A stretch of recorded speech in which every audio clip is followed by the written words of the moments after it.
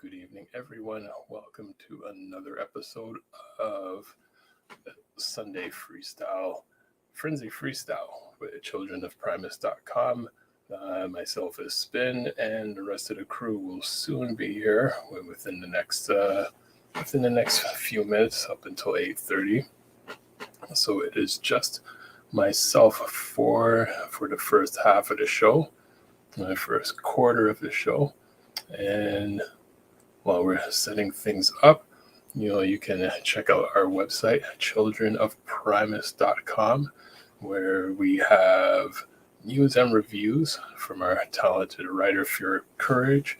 We also have news and reviews from other websites that we import into our website, and it is also a buy and sell classified website for anyone who has any Transformers, comic books, toys, figures, anything that they want to get rid of or sell. You can sell it on the website. And we have lots of news this week, so hopefully we can hold off on some of the news until the rest of the members join in. But I will ask, how's everyone doing this Sunday evening? Considering we have been through a really long winter this year, I would say.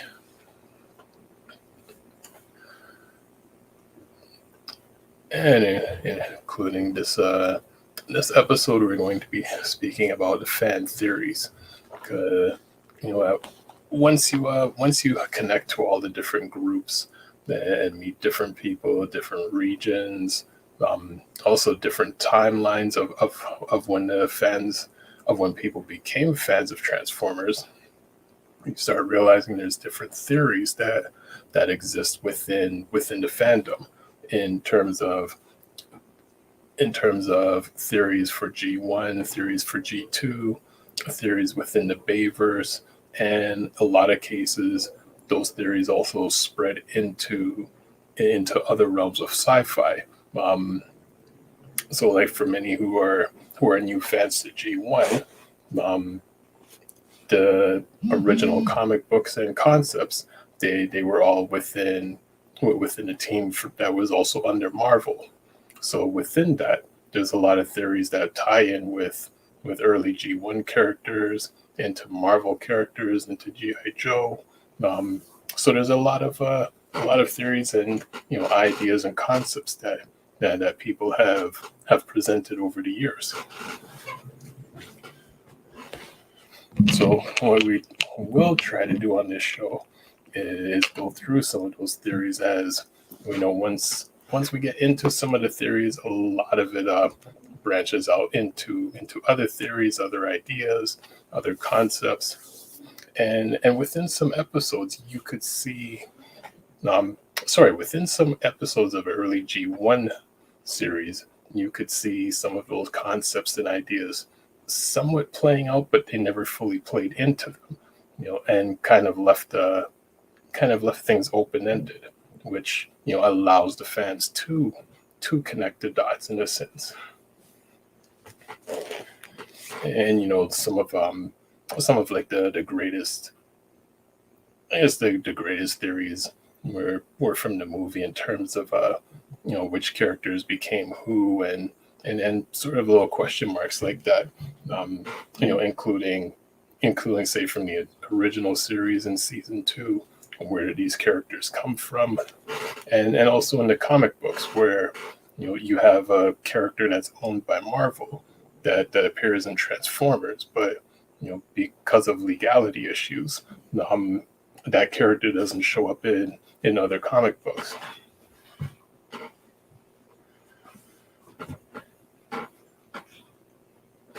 So as I set up some of this week's news, waiting for the other members to join in.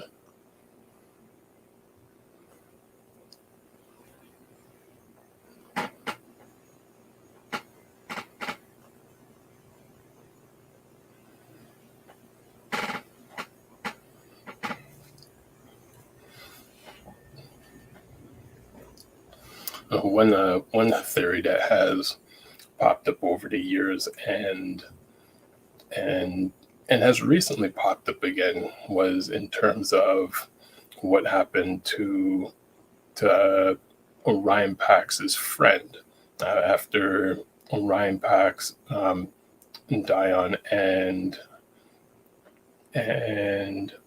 oh, her name has slipped my mind. Orion Pax, Dion, and a character before she became Elita One. That somehow I've forgotten her name. Um, we all know with the introduction of Megatron, his intention was to kill those three characters. Two of them were rebuilt, so the third one then becomes a mystery, or again a fan theory. What happened to this third character? Did they become Ultra Magnus? Did they become another character? Which also presents a couple theories that I'm going to ask the other team members and any of the guests that join in to see if they can also connect some of the dots of these theories. I guess while we're waiting for the other members to join in,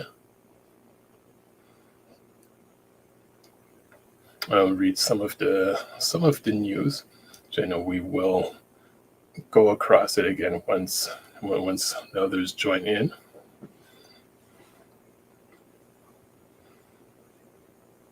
But the first news that we have,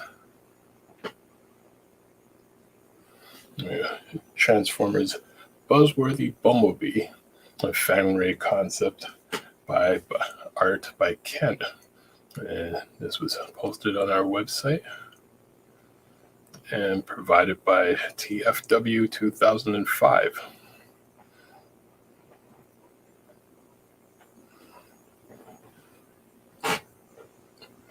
So, as it says, the artist Ken, via his social media channels, have shared images of his concept art of the Transformers Buzzworthy Bumblebee Fangry. This figure was included in the Target exclusive Buzzworthy Bumblebee Worlds Collide 4-pack. We have a look at the early idea of both alt mode and robot modes, basically a retool of Titan's Return Grotesque. It's good to notice that a gun was originally considered for the figure, but it was not included in the final project. And to see the images after the jump and then sound off on the 2005 boards.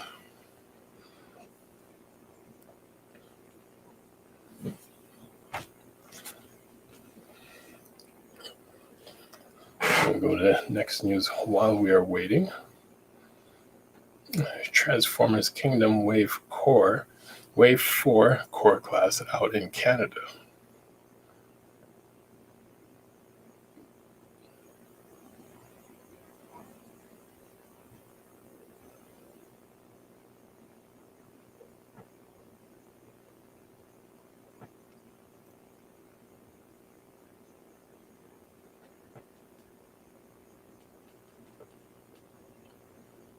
So, as reported via friend site cybertron.ca, we can report that Transformers Kingdom Wave 4 core class is out at Canadian retail. This wave consists of core class hot rod, which was spotted at a Walmart in Ontario by cybertron.ca member Leo Breaker 1977. Happy hunting. Well, this was also provided by TFW 2005.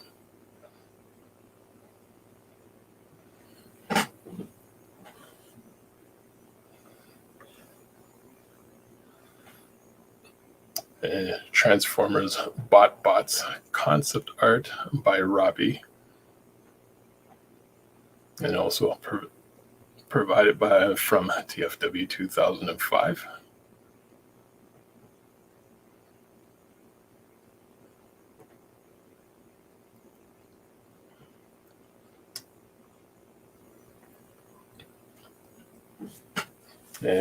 Bill from Facebook says, "Good evening, mates." And good evening to you too, Bill. How's it going? I'm running solo for the moment for maybe the first 15, 20 minutes while everyone else, jumps in. But how are you doing, and how is the construction coming along?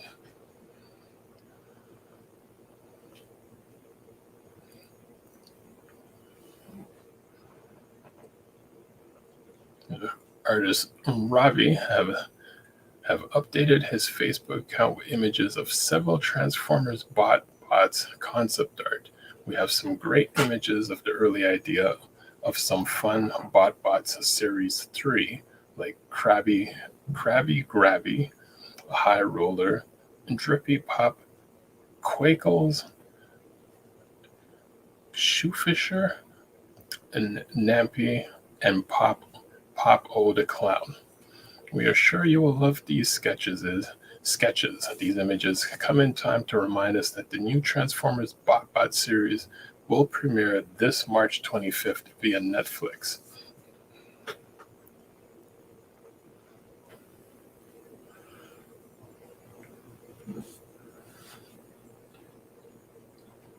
And Bill from Facebook says, I'm ready to come on and we can walk through it. It's not 100%, but it's getting there. Well, certainly, Bill. I would be happy for you to join in and share the experience. So I will actually post the invite link in the board, and this is for anyone that also wants to join in this evening's show. And hey, Calvin, what's up? How's it going?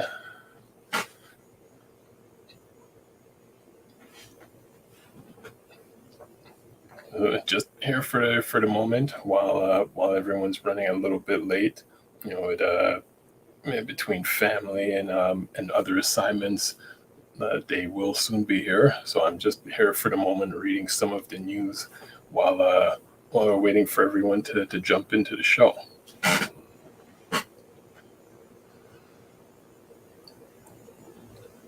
Another news item: the latest Hasbro Pulse update has new Studio Series pre-orders plus exclusives and Core Hot Rod available.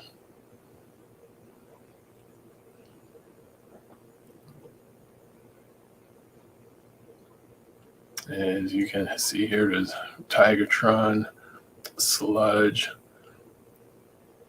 and we got Junk Heap, Ironhide, and RC.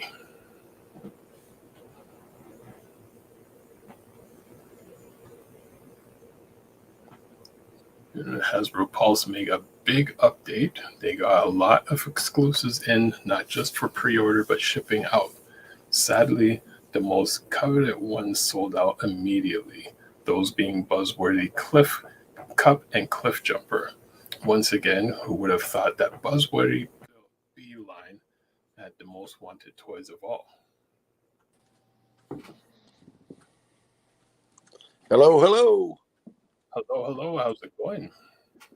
Oh, it's going good. Cool. Well, It's going to get dark as I walk in here because I've got everything off the way we can. That's cool. Hey, Calvin, how's it going?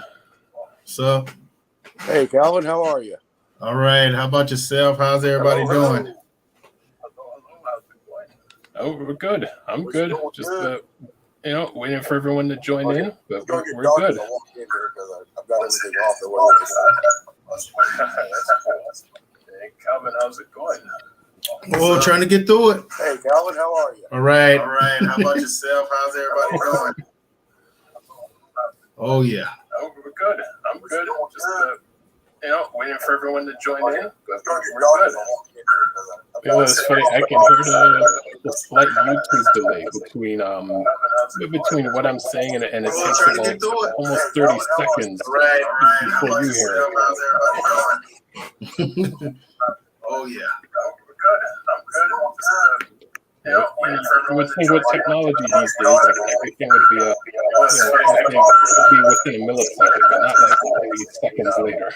Between what I'm saying and it's almost 30 seconds. A lot of feedback from something. It's horrible. Yeah, I think this someone may have to turn their speakers down a little bit. Or put on some headphones. Wow, that's a lot of feedback. Yeah.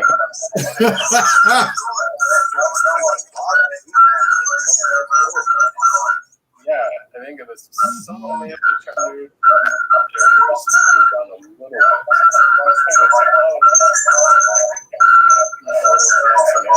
Wow, that's a lot of feedback. Yeah.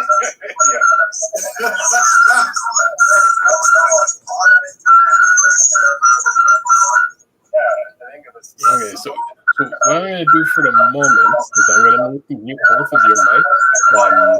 And then click over to Bill for a moment so you can show us the update on. All right, thank you, Calvin. So you can show us the update on your room construction.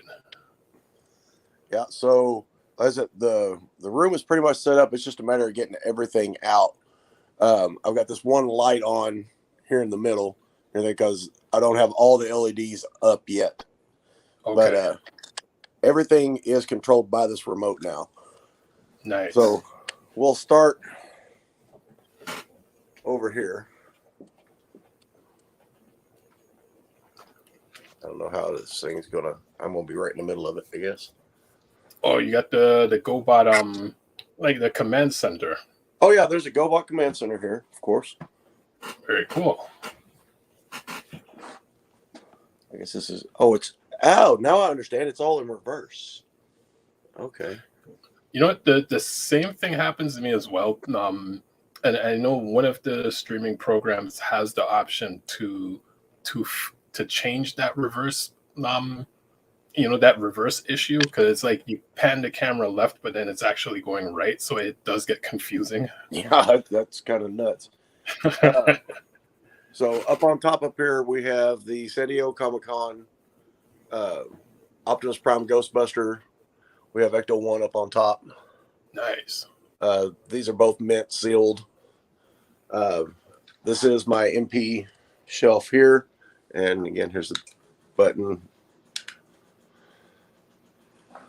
So we got the LEDs hooked up. Try to get this thing. Okay, there we go. Very cool.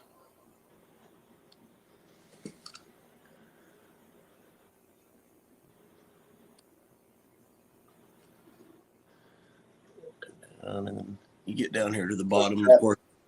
You got to have Nicey worshiping somebody, so I had her worship. There we go. Very cool. We move over to the next set off. We're shipping Starscream. That's that's a little too much for him to. That's gonna go straight to his head. You gotta have Nicey worshiping somebody, so I had her worship. Jeez. So there's the original Stunticons along with the TFM metallics. We're shipping Starscream. That's that's a little too much for him to. That's gonna go straight to. Actually, what's cool that you've done there is putting the original Stunticons next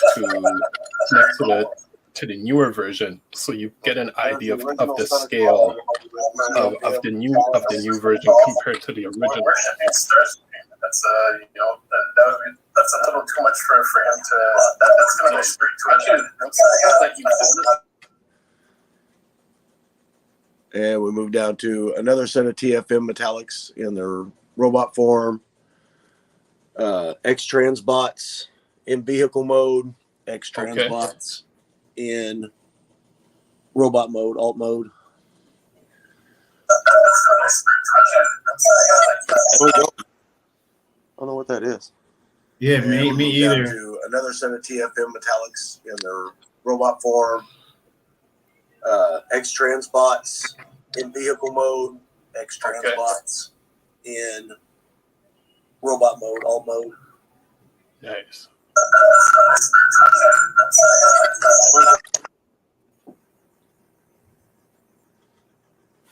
Should I go on? Yeah, go ahead. I know I know while we're going, we'll figure out that feedback issue. We don't want to leave anyone out. So this is a GI Joe shelf. Okay, nice. So I'm guessing you're still building, or you still have things for the spaces for the GI Joe. Oh yeah, gotta have space for GI Joe and Star Wars Lego. And this is one of the Billies here, but I'm having an issue with one of the LEDs. So I gotta figure out where the shorts are. Okay. I have my daughter has she has a row of LEDs like along the ceiling in her room. And we had the exact same issue. Whereas if you just connect them just right, it corrects that short. And only because they only provide so much length, so you kind of have to piece it all together yourself. And it's right within one of those junctions that there's that slight short. Yeah, so we have some randoms up in the top, some G1s. Nice. And then we come down to Metroplex, Fortress Maximus. Okay, nice. Then we have a few more randoms. And then down in the bottom, of course, Omega Supreme, Arc. Okay. We move just over to here. We get to the Timex display, and it is full of all G1s. Yes, the Timex display. That is the cool feature.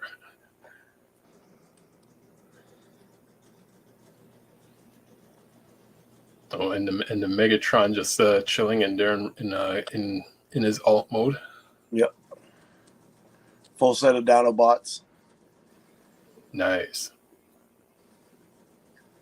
Yeah, original Protectobots.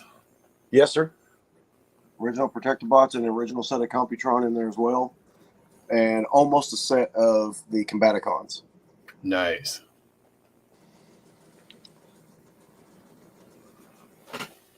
The three main jets, Starscream, Thundercracker, Skywarp, and then a Thrust.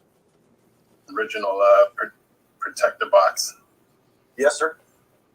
Original Protectobots and the original set of Computron in there as well. And almost a set of the Combaticons. Nice. And then the new Triptychon won't fit in any of these cabinets, so he gets to stand on top of them. Starscream, Thundercracker, Skywarp. I like that Triptychon. Original Protectobots. Yes, sir. Are we repeating? Oh, it's a feedback. You can keep going. Okay, so the top of these Billies have every one of the Tetra jets. I like that Triptychon. Wow, you have like just like an inch of space between the Tetra jets and the ceiling. Oh, no, it's a feedback. You can keep going. Okay, so the top of these Billies have every one of the Tetra jets. All the Freestyle, all the robot modes. Okay. We'll come down to Gravity Builder oversize, Jim Bow oversize, and alt modes. Jim Bow oversize, Bruticus. Nice. And I put my core class Starscream up on his shoulder because it just looks awesome. And of course, if you do that, you got to put Megatron in his fist. Nice. Well, see, that ties into I think 2 episodes ago when we were mentioning it. If someone was planning to rebuild like basically like the cartoon series, what classes of Transformers would they need to buy for the sizes to make sense? And clearly, like how you have Bruticus and Starscream, like those are the perfect examples.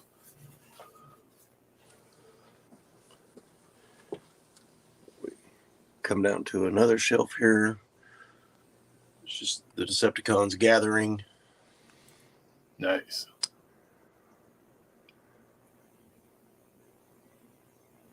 And then bottom shelf, Jim Bell, oversized Predaking, Okay. and Scorpionox. No, this is amazing. I mean, considering from the room started out with nothing, and then like you worked on it, and now like you're close to done.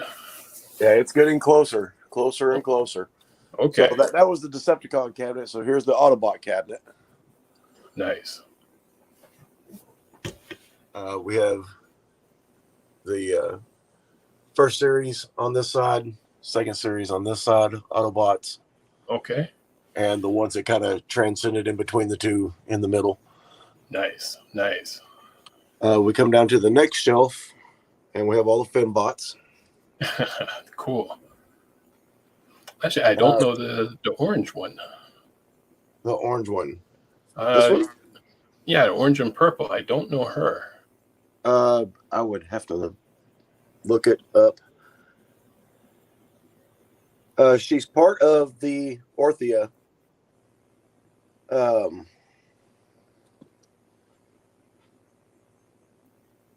Let's see, it was Green Light,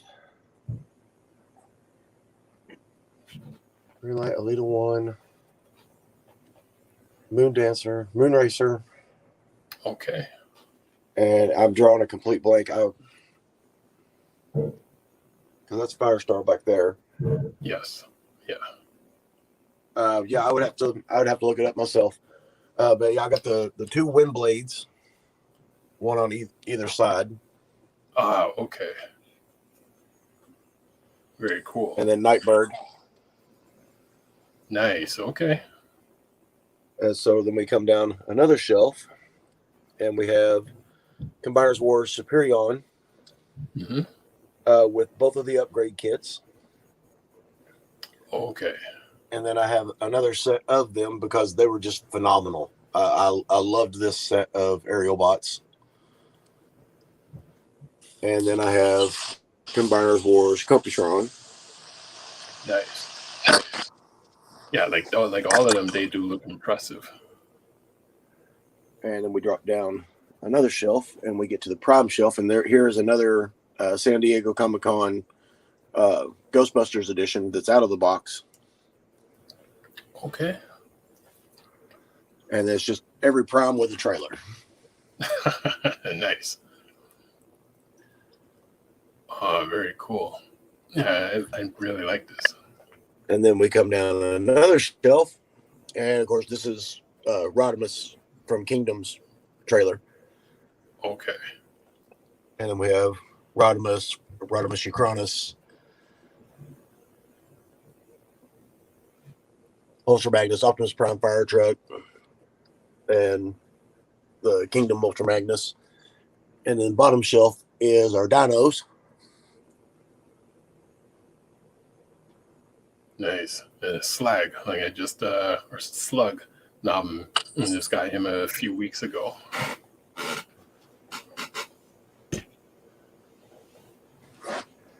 So there's one more Billy here with actual bots in it, and then I'll pan back and let you see the room. Now this one has, let me get the light on over here. This one has the sealed guys in it. So there's the sealed Megatron. Okay. And there's a sealed Skyfire, Jetfire. Nice. Yep.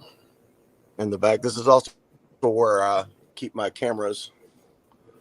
There's all the reflectors, refractors. Okay. So we come down here. We get into some more. There's a smoke screen back there, blaster, sound wave, all the tapes. Sky Warp, of course. And Hot Rod.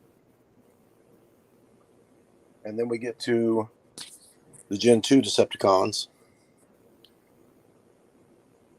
These are all the new guys. Oh, very cool. And you have one of the train combiners. Oh, yeah. I found him in a box that I haven't decided where I'm going to put him at. But I do have a Scourge and 3 sweeps. Okay. Are you planning to get any more sweeps? No, I think 3 will be enough for any. See, I've got 2 more in a box still, Okay. but the highest number I ever heard was sweep number 7 in the series. So it all depends. If they go on sale, then yeah, all army build. Right. But at $24 a piece, no. And so here's the Quintessons with, of course, the Sharkticons. This is the Bumblebee Sharkticon, Okay. the SS Sharkticon, and then there's a Alicon in the back, the drone, and this is all the midline guys who were never really on either side. Sound Blaster, Right. the guys that all went with, gosh, I'm drawing a blank on his name too. This cat back here, A double dealer. Double Dealer, yeah. Yep. And then I've got my Generations Top Spin, all my Insecticons, and then we have another shelf of random. I haven't decided where a lot of these are going to go yet. They'll eventually. And then we have another shelf of Dinobots down here. These are the Combiner Wars Generations and the War in Your Pocket, the little ones. Oh, okay. Which they're phenomenal. They're just tiny. They're small. Right. But here's the moment we've all been waiting for. So Yes. here you see we have Primus sitting in the lap of Energon Unicron. Wow. And then we have Studio Cell pointing at him. And then we have HasLab Unicron. Nice. Actually, can I ask a favor of you? Yes, sir. Can you take one of your G1 figures and put it next to that Unicron? Which one? Let me see. Let me see what I've got over here that's easiest to get to. Hot Rod or Cup would be the easiest one for me to just pluck out. Maybe Hot Rod. Okay. Yeah, like nothing complicated.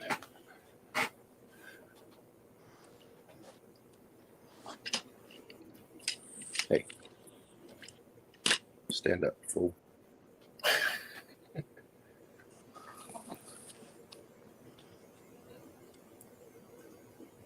That's crazy. Oh, this turn left to go right is driving me nuts. But yeah, he's massive, dude.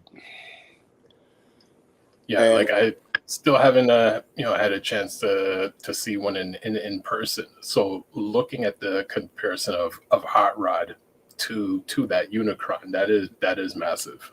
Yeah, he barely comes up past the ankle.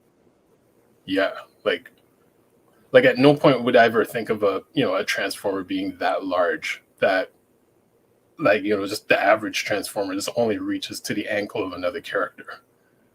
Yeah, I mean, Studio Cell is pretty good size. He's not quite Metroplex, Mm-hmm. but he's Jim-Bow. He's Jim-Bow oversized Devastator, and he just barely comes to the waist. Wow. Yeah, with that scene right there, I took pictures of that, and put them all over Facebook. I said, Dad, he's playing with his food again. He's got Primus sitting in his lap. That's crazy. That is crazy.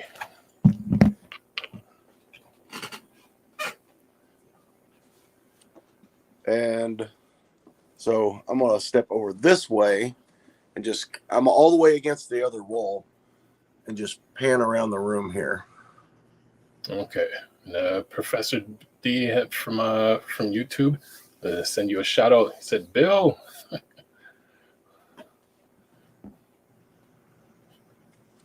Yeah, but this room is dedicated. Nice. That is the room. That is the Transformers fan room. Yeah. There's a few other things in here. There's some Star Wars Legos. There's a few GoBots, G.I. Joes, but 90% of it is Transformers. And here's that big stand. And, there's all the sealed stuff is all on the shelves over here, but there's random opens. That upper shelf is a sealed set of every Seeker. Nice. Professor D from YouTube has also said, so inspiring.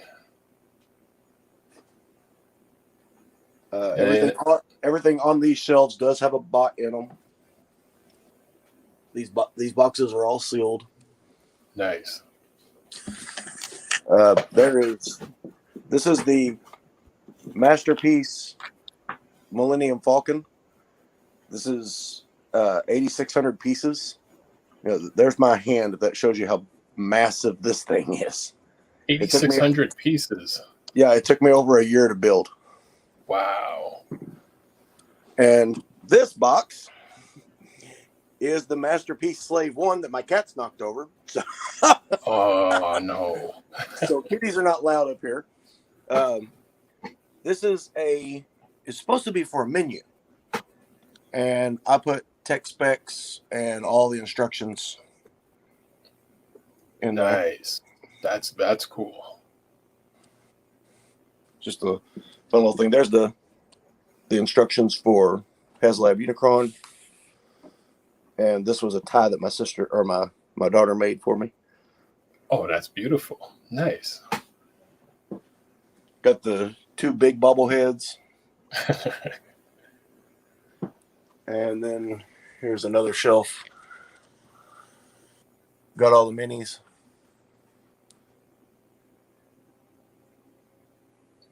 Oh, very cool. Very cool. We got down. Including Hubcap. People forget about him.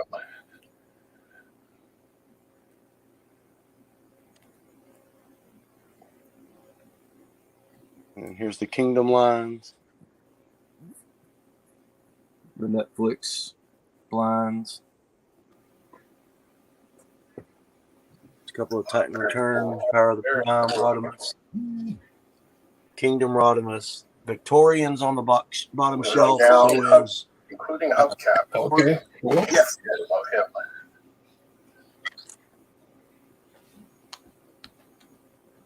Devastator. Here's a bunch of Gen Selects. Black Riorchi. I do have. Forgot about him. I have Black Zarek over here. Oh, nice. A couple of Titan Return. This smaller display here. I don't know if you remember or not. I said I have a chest set. These will each have a chest set on each one of these shelves when I get them all unpacked. Okay.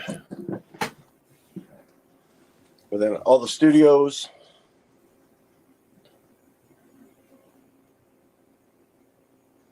Come back up the rest of the kingdoms. And there's a random box of parts. We all have that, right? Everybody has that random box of parts. Oh yeah, we all have it. But yeah, that's it. There's my 3D printed matrix. Oh, nice. I don't remember if you caught from the last show. I've been mentioning that someone had a 3D printed Metroplex, and it took them 1.5 years to make it. Oh Lord! Yeah, like it's a huge Metroplex. Oh yeah, we all have it. Yeah, that's it. Mike, what are you doing? Nice. We got conspiracy theories going on. I'm trying to keep it low.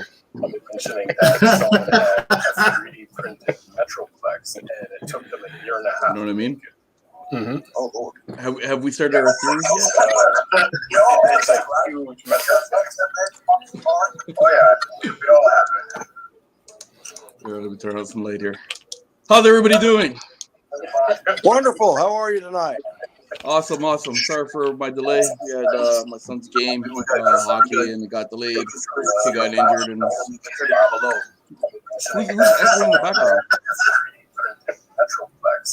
It's what we said 5 minutes ago, replaying. And then it replays again. It's crazy. Wow. Hey, Calvin, do you have a pair of headphones that you can plug in, like a mic and headphones? How's everybody doing? How are you tonight? Let me check here. I might just switch over to my phone because I don't know. I don't know if they're me giving the feedback or not. I don't know. Okay, yeah, jump back in on your phone.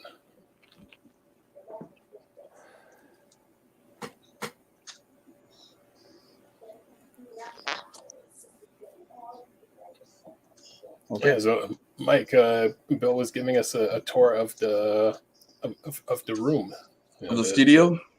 the studio room. Nice. Were you here for the Unicron? No, I know that you had a box of the has. Oh, here we go.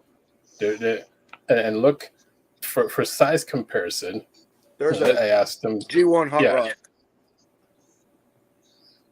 Let me try and get the phone. That's G1 Hot Rod. That is so Yeah, beautiful. he barely passes the ankle. This guy's massive. This is studio cell Unicron right beside him, and he just barely comes to the waist. I think the universe is telling me to go get a Unicron. To go find that Unicron. It's wicked.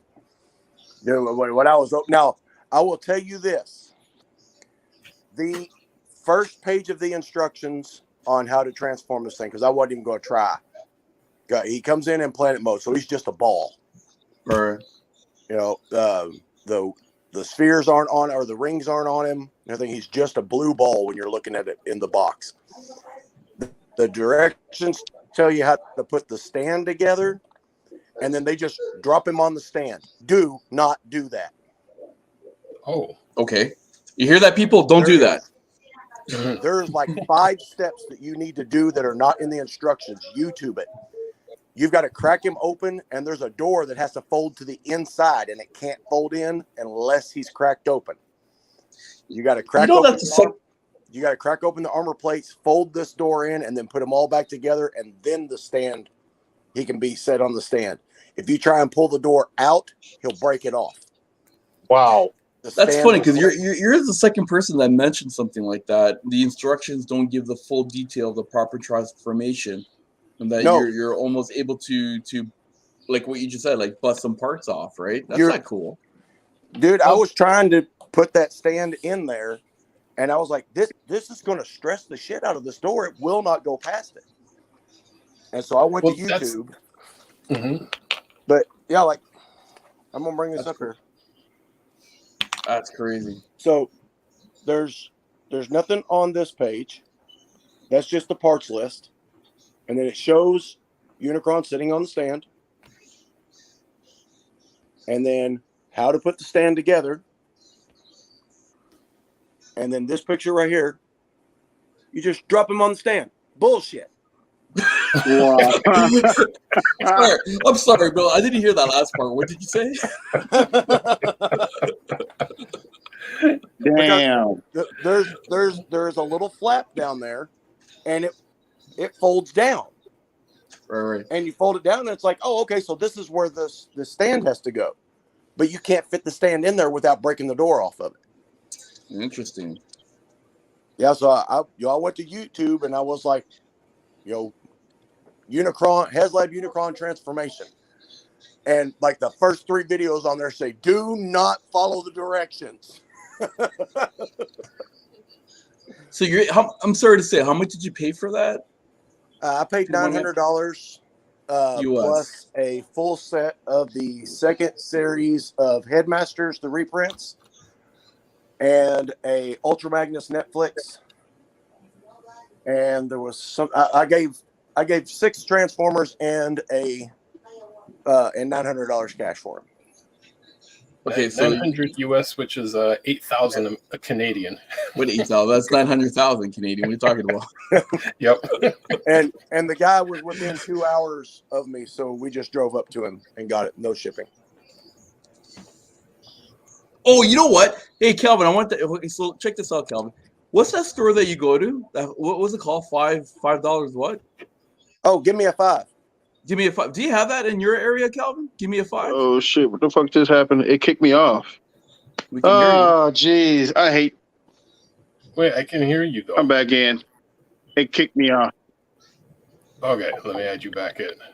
I got you. We got double. There you go.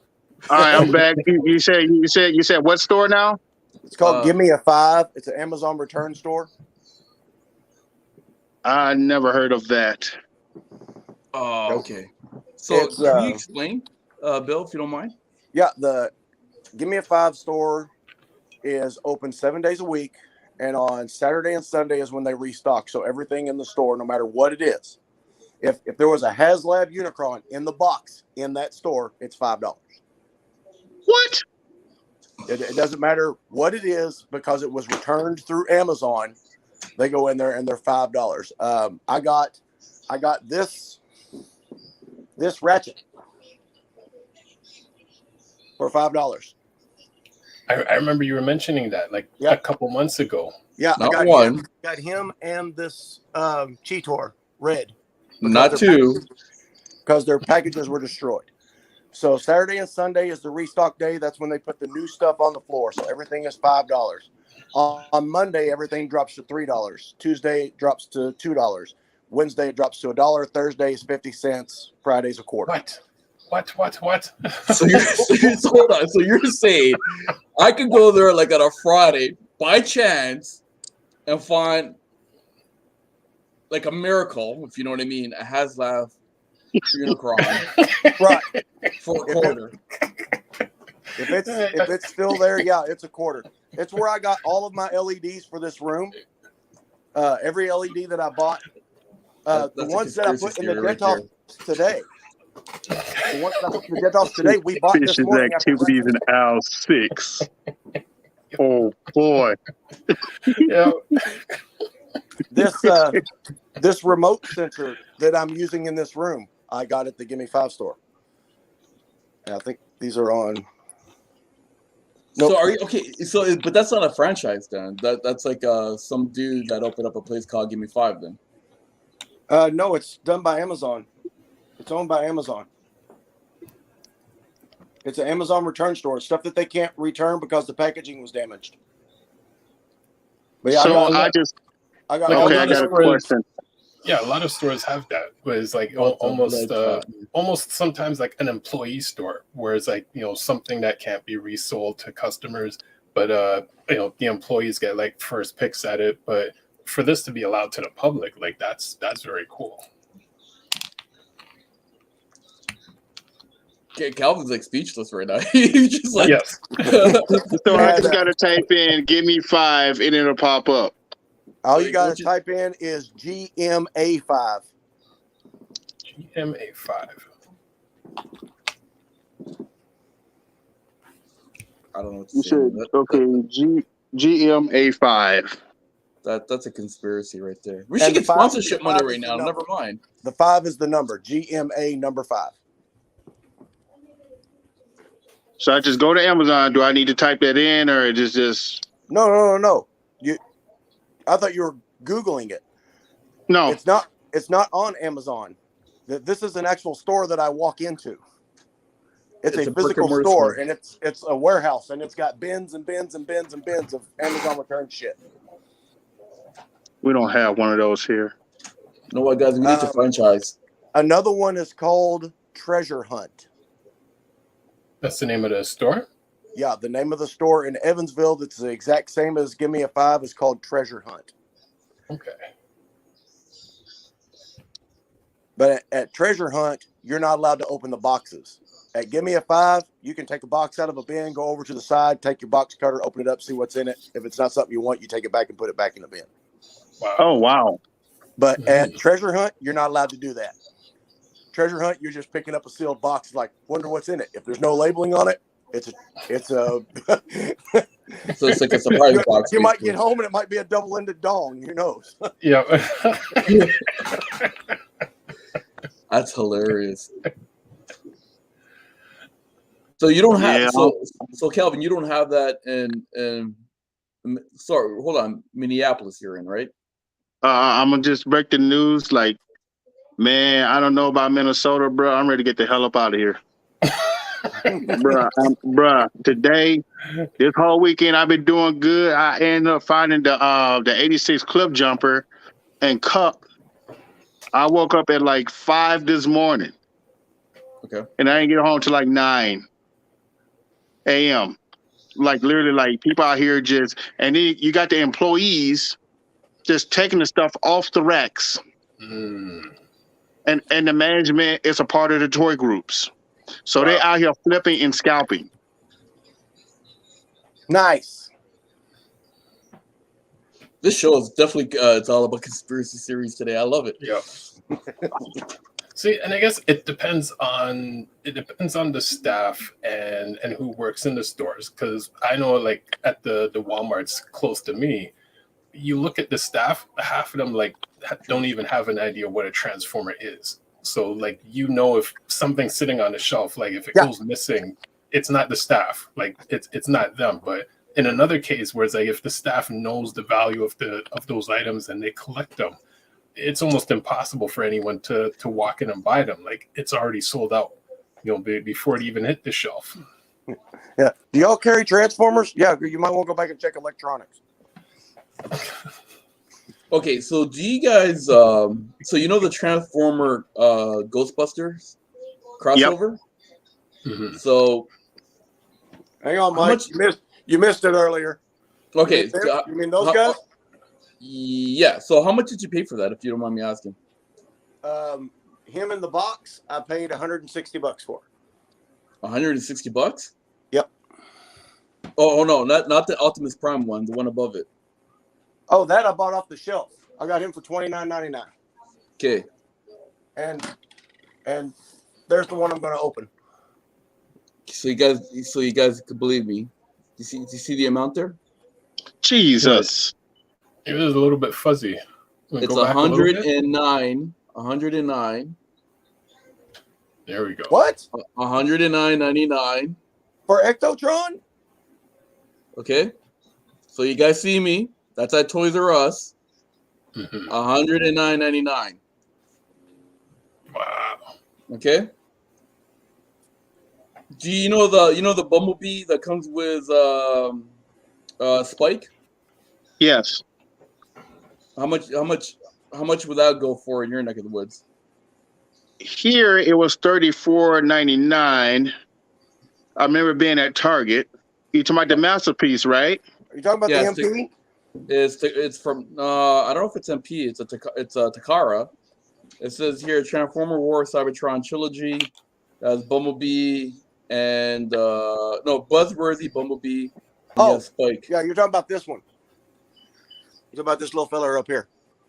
Yep. Yeah, he was $18.99 when I bought him. Okay. Here we go. All right, $18.99 versus. You ready? 35. Wow. Okay, so that's my proof, right? They discontinued that here. They discontinued that. Oh. $34.99. So when we're saying 900,000, we're not joking around, eh? And you heard the Canadian in me saying "eh." Yeah. And I have my whiskey here too, so you can tell I'm really Canadian. So we don't joke around. Sorry, Mike. Hell, Crown Royal, man. Let me walk into the next room here. This is what I was saying. I've got your backdrop in my bar. I love it. Oh, nice. I love it. Oh, So what are we drinking tonight, gentlemen?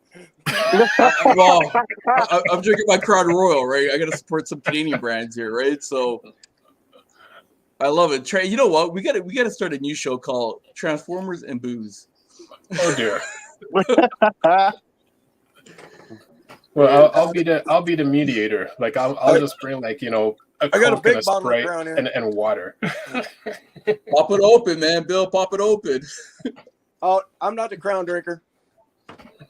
I am Aw. Angel's Envy. All right, pop it. I should have Let's a do bottle that's opened.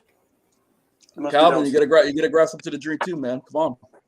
It's Yeah, conspiracy actually, night tonight. I do drink Crown. I do for sure.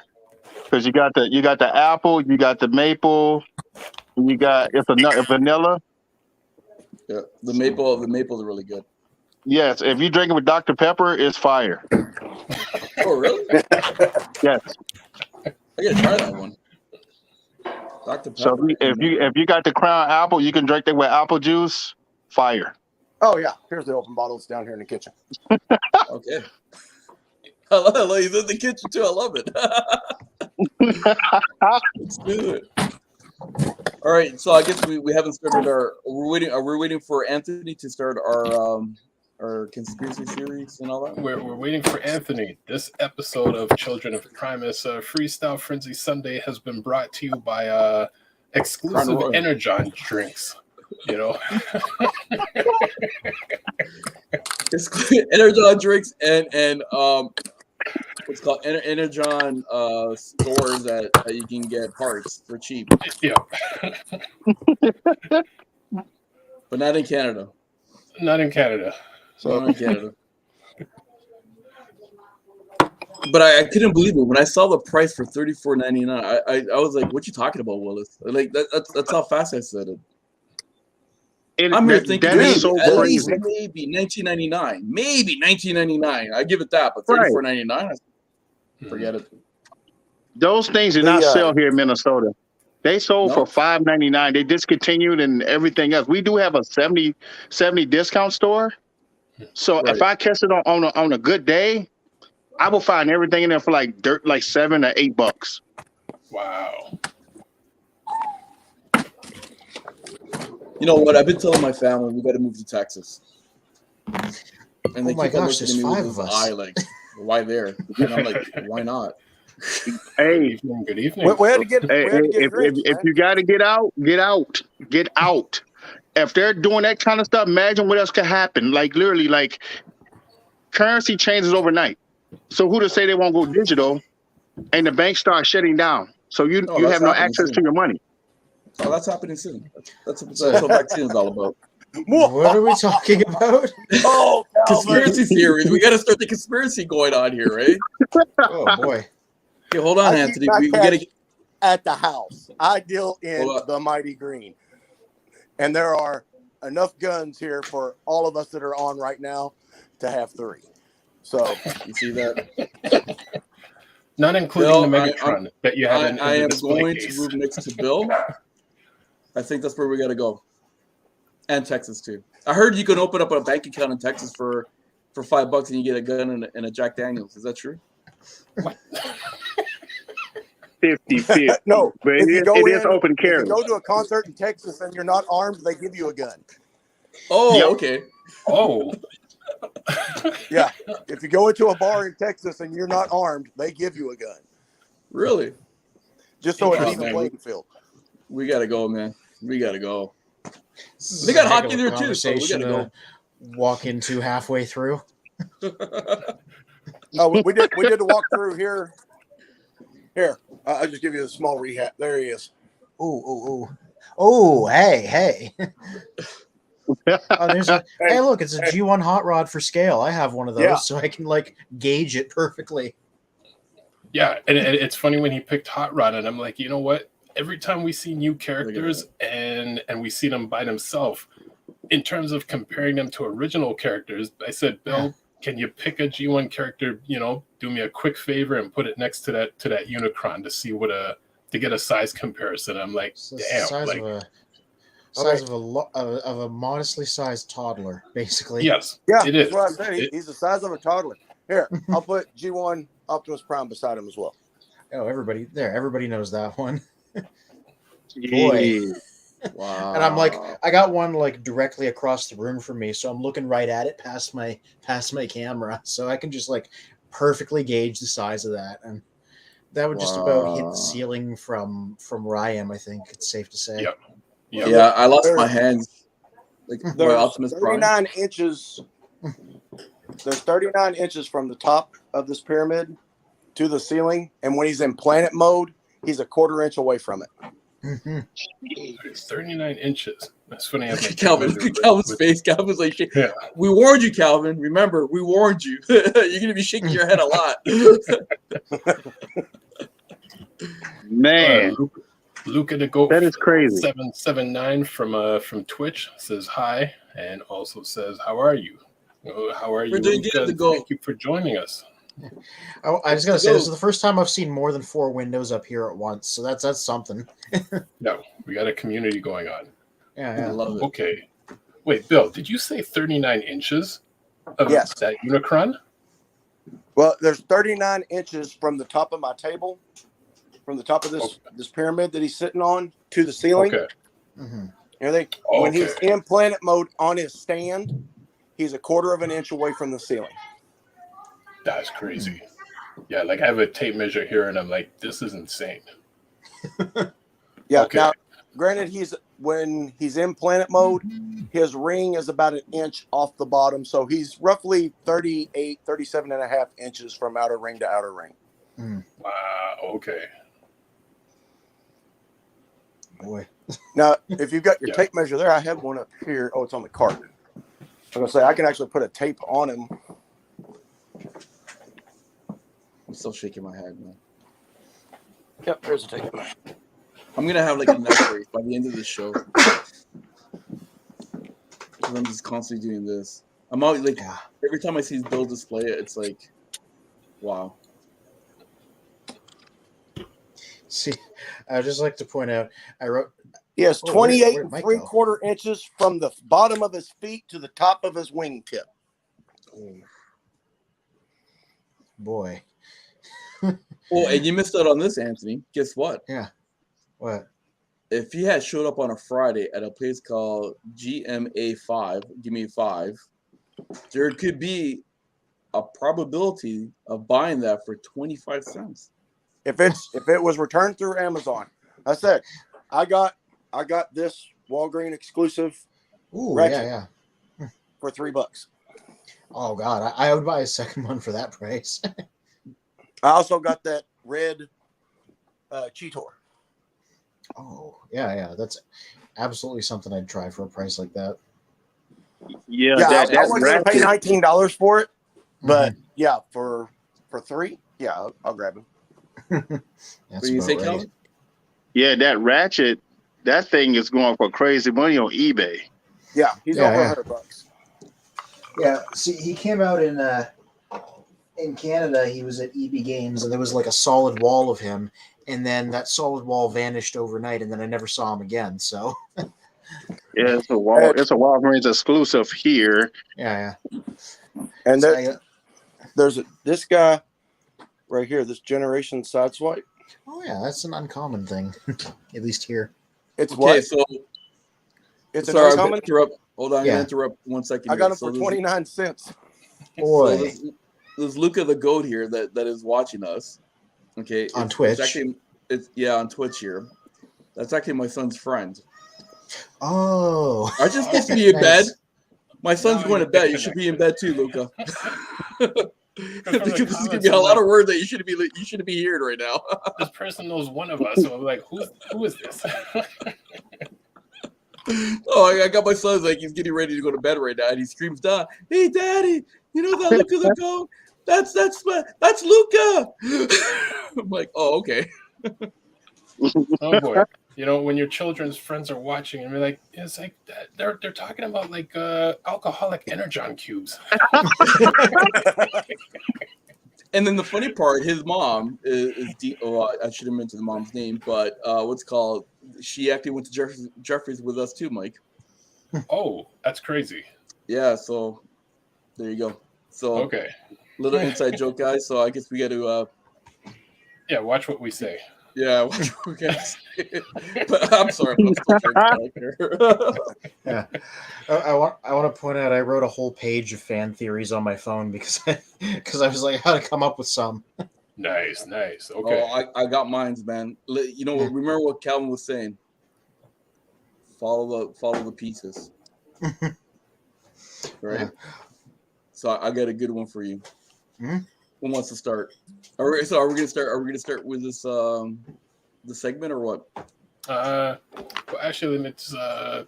Yeah, you know what? Because I mean, while I was waiting for everyone to jump on, I quickly jumped on some of the news, saying it's 9:00. So I say, before we get everyone while we're here, so let's jump into our segment of the theories. I'm gonna just say I have a Kingdom Tracks here that I'm gonna pop open while this is going on. Solid. He's solid. Yeah, I heard he's complicated, so it's good that we'll be talking about other stuff while I fumble to figure it out, so nobody has to pay too close attention to me struggling. Were you able to get a road rage? No, they never came out in Canada. Oh. Like Toys R Us usually carries all the Target stuff. Like they've carried all the other ones. I was going to say that just remind me of like when Bill was mentioning the instruction or the lack of instructions for Unicron. It's the same thing I found with Slug a couple weeks ago. That I mean, growing up with Transformers, you can almost visualize what the robot and what the alt mode is going to look like. But then going by the instructions, I'm following it, and at a certain point, I'm like, okay, now I'm stuck. Something's not making sense. And it's almost as if they either left things out or they don't properly explain how you're supposed to go through with the steps. Yeah, I'm just gonna mess around with the lighting here. But yes, we can absolutely talk about our fan theories. I'm just gonna be messing around with this while we do so. Okay, so we have another. I think we have another one of my son's friends here, Dom, on Twitch, 4523. Dominic, go to bed. Yeah, it's one of your son's friends. Yep. It's just gonna be like you're just gonna be going dad mode on like every person in our comments. I know. You weren't supposed to open Slug. Well, we had an initial idea of how we were going to pull it off, but then we kind of lost track of each other. What's the matter? Does somebody need a sealed one? There's a couple of them. There's a couple of them in this room. Wow. There's a couple. I said before, there's one there. Hang on. Yeah. I'm not done yet. There's another Calvin, one down there. get ready to say wow the whole entire night, okay? Because that's what I was doing the whole entire night. Yeah, when I first saw. Most of them that are in my room, there's 2 sealed and 2 or 3 open. Yeah. But that tracks that Anthony has, eh? That's supposed to be. That's almost, for what I understood, it's almost like MP level there. Yeah. I used to own the Masterpiece, so that'll be interesting to compare. I don't have it anymore, but I'm trying to keep everything on camera. Yeah. Look at Calvin's face. I'm just looking at Calvin. It's like that reminded me of me last time. Yeah. You know what it is? It looks like you have one of the big, really good booths at like TFCon or something that just has all the stuff. You know? Well, my shit's not for sale. Yeah. No, but you know what you can do, Bill? You can charge people to look at it. Oh, that's probably true. Right? Yeah.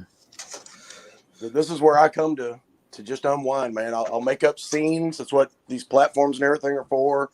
Mm-hmm. Make up new scenes. Oh, Mike, you all missed the MP shelf. Hang on, where's my damn remote? I gotta turn the lights on. Yeah, let me solo you out because I know you guys missed the earlier part. Professor D has mentioned that he just found Earthrise Blaster, but hasn't found Slug yet. I'm presuming he means Slug Kingdom. does seem to be a hard one to find, because we found the last one in one Walmart. Go in another Walmart, there's only one there. Mhm. Who's that next to Starscream? Is that Nightbird? No, that's Nicey pledging herself to Emperor I'm like- Starscream. Yeah. I'm like, that's like a crossover of Princess Leia there.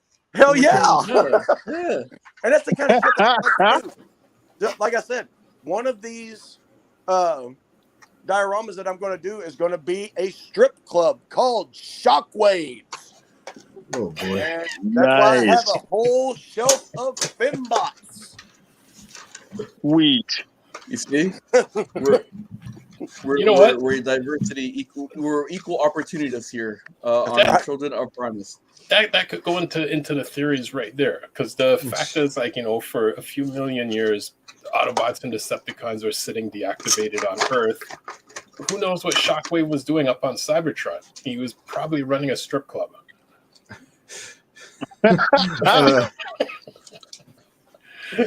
Hey, Pippin ain't easy, man. Right. Pippin ain't easy. This is going to be one of those shows. He's So, tricking off the fan Energon theories. cube. All right, so I guess that's one theory right there. So Shockwave, during that whole entire time, he had his fembots stripping. So I was going to say, the first one I had on my list was the one that I brought up briefly last week, which is Astro Train lied about needing to jettison Wade in Transformers the movie because there's no Wade in space. He actually he actually planned it with Starscream as an excuse to dump Megatron out to help him take over.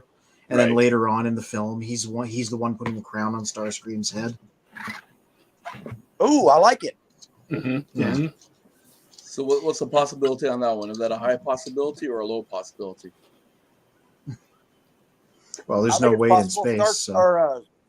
Starscream was a conniving bitch, so Astro's train was pretty thick. So yeah, I could see that being a possible thing. And including in season 2, like both of the triple changes tried taking over the Decepticons. So what that supports that theory that Astro Train is can kind of be like a little double dealer going on there. Yep. I totally agree. I second or I third that. I truly believe I like that theory that Anthony was mentioning, because at the end of the day, he's a triple changer. That means he got two-face. Yeah, and it's like an established part of his nature too. Oof! I almost left these weapons in here because I forgot they kept them on the back. Okay, so we got one down here, so we're on agreement on that one. Anybody else have another one? I mean, I got a page of them. So like, if somebody Let's go. Let's start ripping through them, man. Come on. All right. I got all dressed up for this. Come on. All right. Another Transformers the movie one. Unicron's attack on Cybertron caused the planet to be totally emptied of Decepticons, which is how Rodimus Prime and company were able to just take it over at the end of the movie. The planet was empty. They'd all been chased into space by the attack.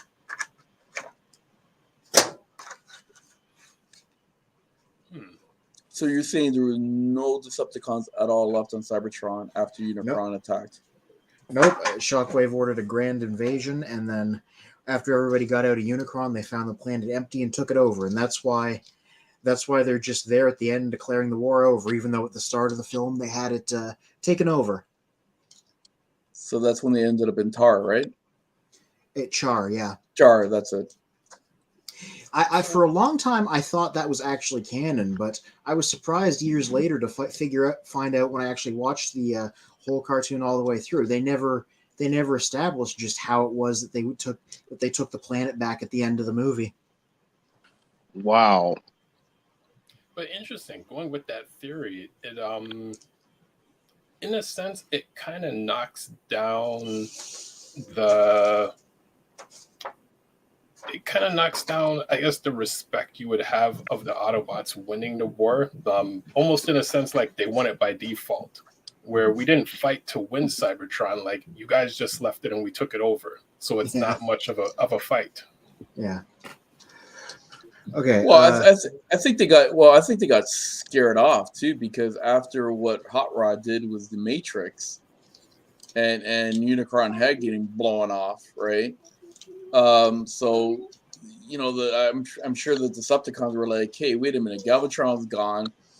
Unicron's head blowing off. You got this new leader that just popped out of nowhere, and he has all this crazy power. I'm guessing that's their thoughts going through their heads. And they're like, let's get the hell out of here then.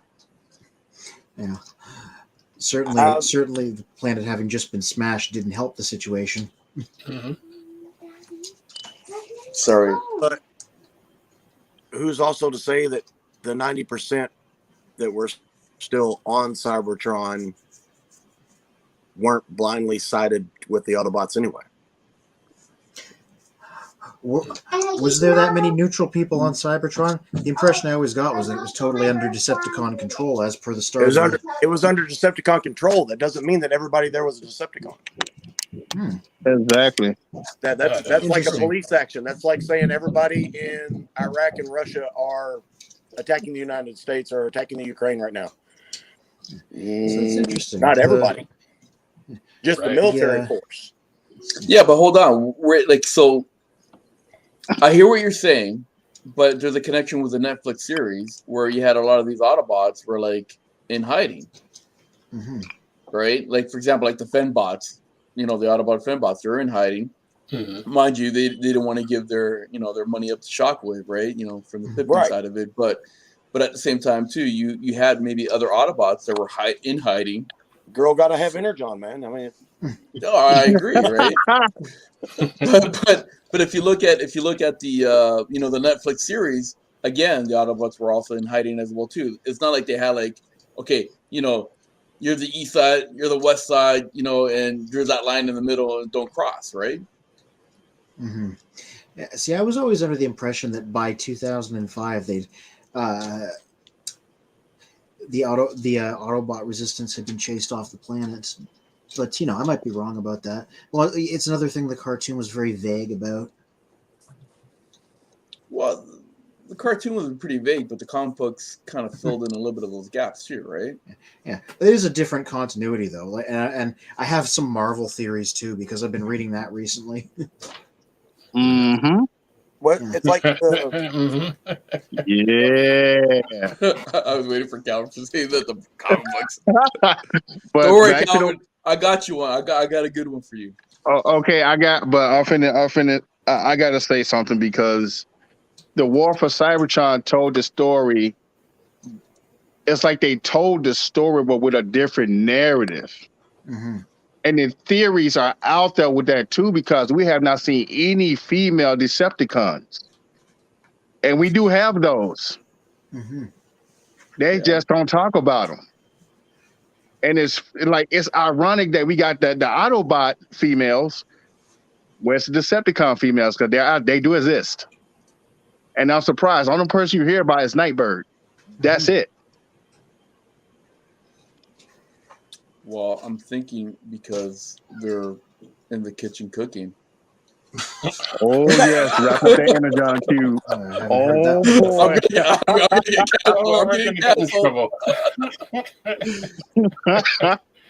They're home raising the little bots. They're raising the cassettes and shit.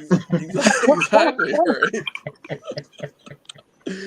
People, this is a comedy, slash everything series. Okay, so don't start spamming us with comments, and we're just having fun. Okay.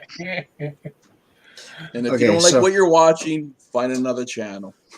All right. Y'all want to hear a Marvel theory? Okay. Let's hear it.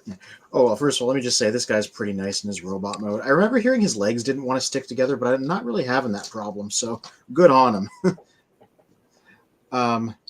Nice and posable, nice and stable. His feet kind of hover like in front of his legs, which kind of looks weird, but like he's really stable on his feet, so it's like not really a problem.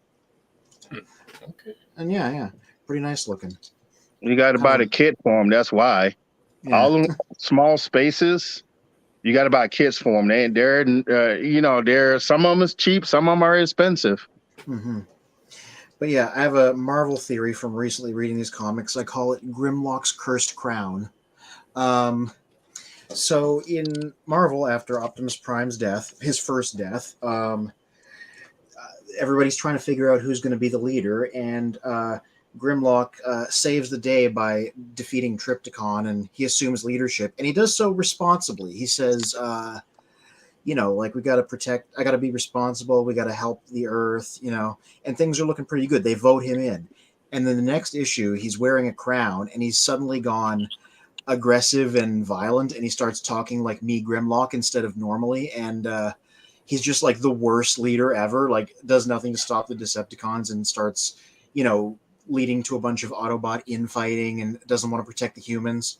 So what if Sounds that like Justin crown on his Trudeau. head was a bit of Decepticon sabotage, and they stuck something in there that was going to decrease his intelligence and increase his aggression in order to take the Autobots out? Because the Marvel comics depict them doing a bunch of schemes, like the Car Wash of Doom and Club Con and stuff, while Grimlock is busy like fighting amongst the other Autobots.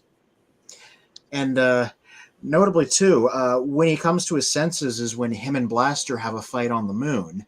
And before he fights Blaster, Grimlock says, "Here, hold my crown," and gives it to Snarl.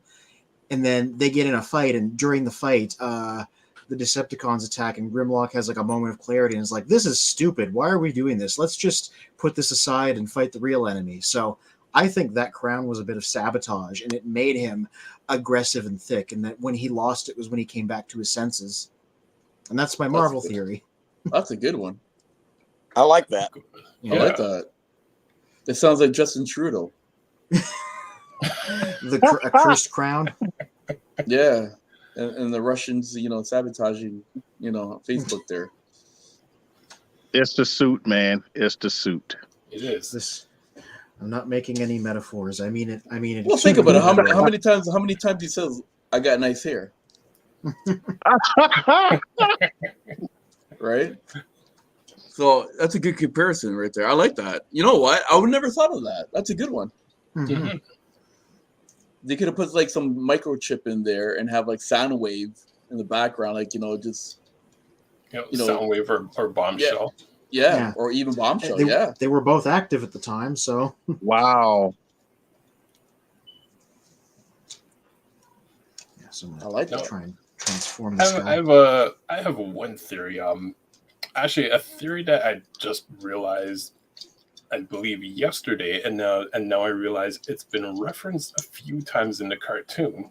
So, knowing that everyone here has a different knowledge of the different universes of Transformers, is there any variation of Transformers that explains where a Transformer's I guess soul or essence or personality comes from? Because it appears that with certain characters they existed in a previous life, but it was never really explained. But it was hinted a few times in the cartoon. There's three. Is it 3 or 2 options? One through osmosis, right? Where that's how Transformers were kind of born, right? So from, I don't know if I'm saying it correctly, but osmosis, whatever. Osmosis? No, Yeah, I know. I don't think I'm using the word right either. I know, like when cells divide. Mitosis. That's it, right? Okay. So what happened is that's how future Transformers are born, through that. When one Transformer is like, you know what, depending on like the type of spark that they have. And for example, and there's some Transformers that haven't done that. Like for example, Starscream is like considered like one of like an original because he hasn't done that. The other one of obviously that we see through the movies from the well, right, or the spark. That's other ways of them gaining new life. So what happens? So once Transformer has passed away, it goes to the Allspark, from the well, and then when it's time for them to re-emerge, they come through that well or give life to a new body that's been put together. Mhm. And then you got Victor Sigma.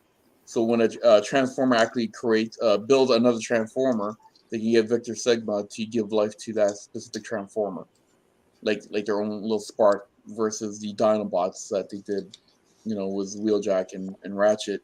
And then again and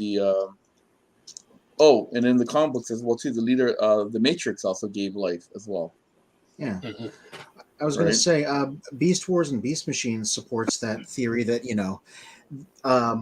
that you're saying, because both of those shows depict sparks as coming from a place that's either called the other side of the Matrix or the Allspark, first use of the term, like before the movies, and it's portrayed as like a different reality that they return to at the end, and then new sparks come from there. At one point, I'll be vague because I still think everybody should watch Beast Wars. A character dies, and another character is able, using a window through subspace, able to go to the other side of the Matrix and bring their spark back from it. So this is something that's been around. It's something that's existed. So now I wonder if from the earlier series, if they took I guess those brief ideas and channeled it into the Allspark idea. Because I'm thinking of when Starscream created the Combaticons, and he stole their personalities that were locked away. So we know that they had a previous existence. Then with Optimus Prime and Alita being actually, what was Alita's name before? Because her name slipped me earlier. Ariel. Yeah. So Orion and Ariel being changed over to Optimus and Alita. But then I just realized that with the aerial bots, Silverbolt has a fear of flying because his previous life was like a transport truck.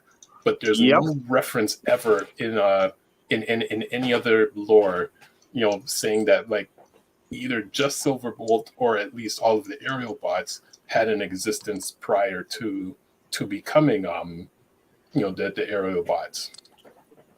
Well, you got to remember, okay, so the Combaticons, they were in prison, right? So their essence or sparks or whatever were like in some kind of chip, and they were locked away with other, I guess, prisoners, if you want to put it like that, right?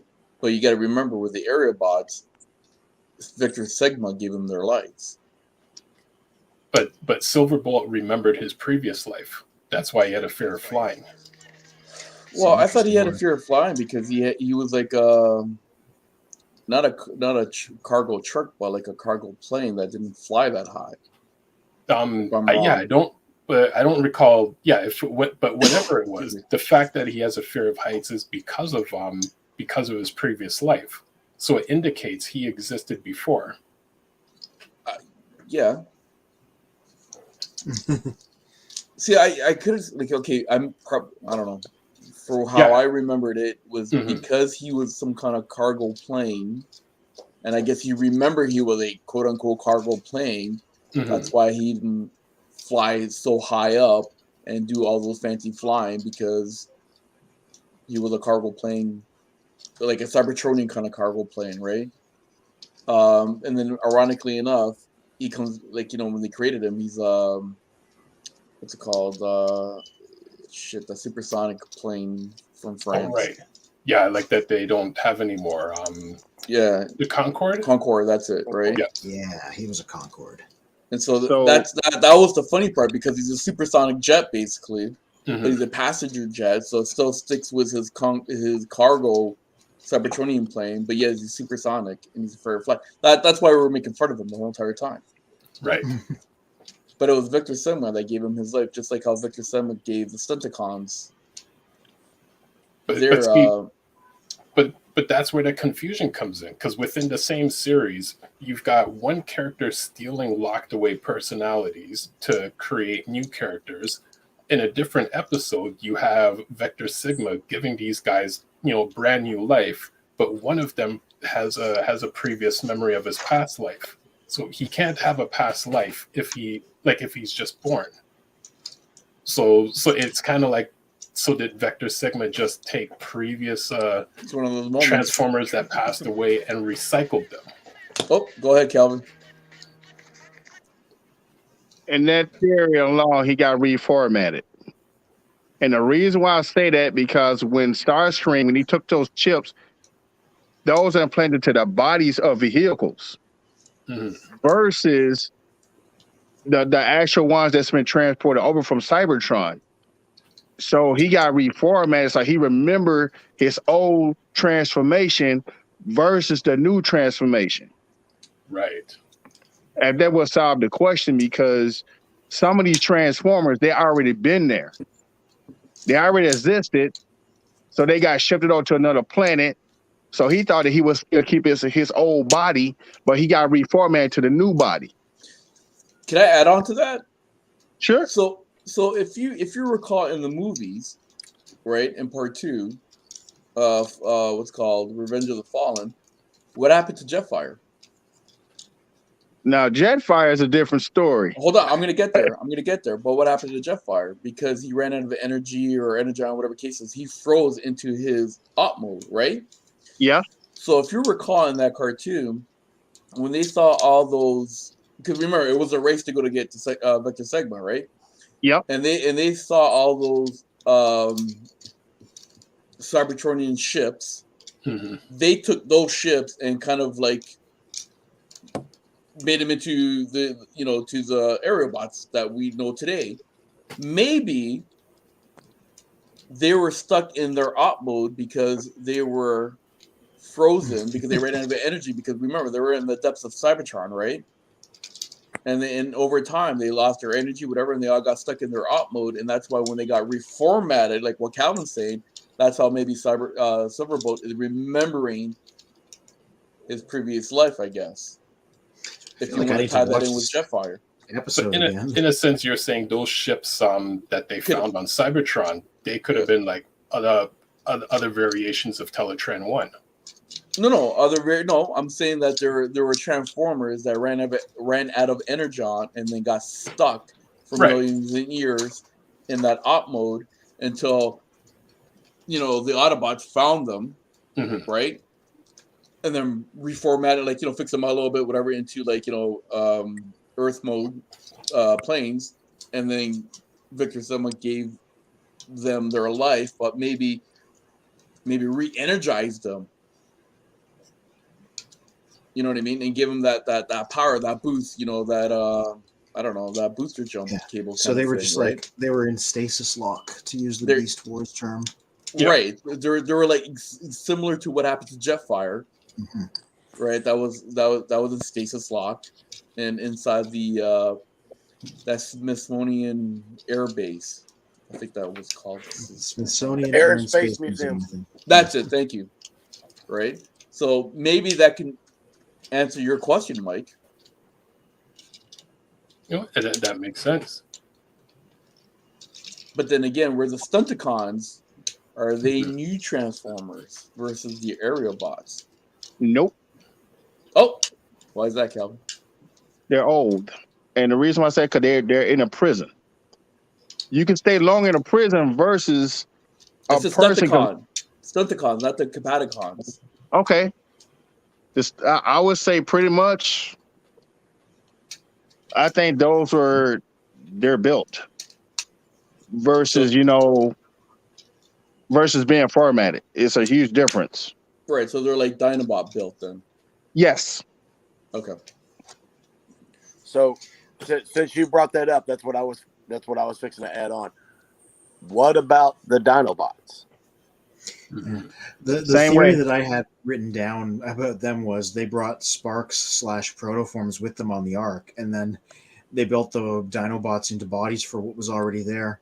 But that's just like that's my theory without much like on show evidence, because on the show they just didn't explain it. They just built new robots and turned them on.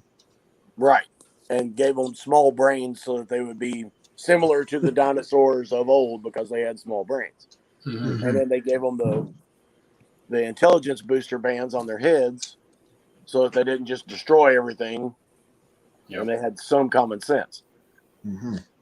But the funny part is, if you look at the original War for Cybertron video games, and even the comic books, I think was IDW, they got a different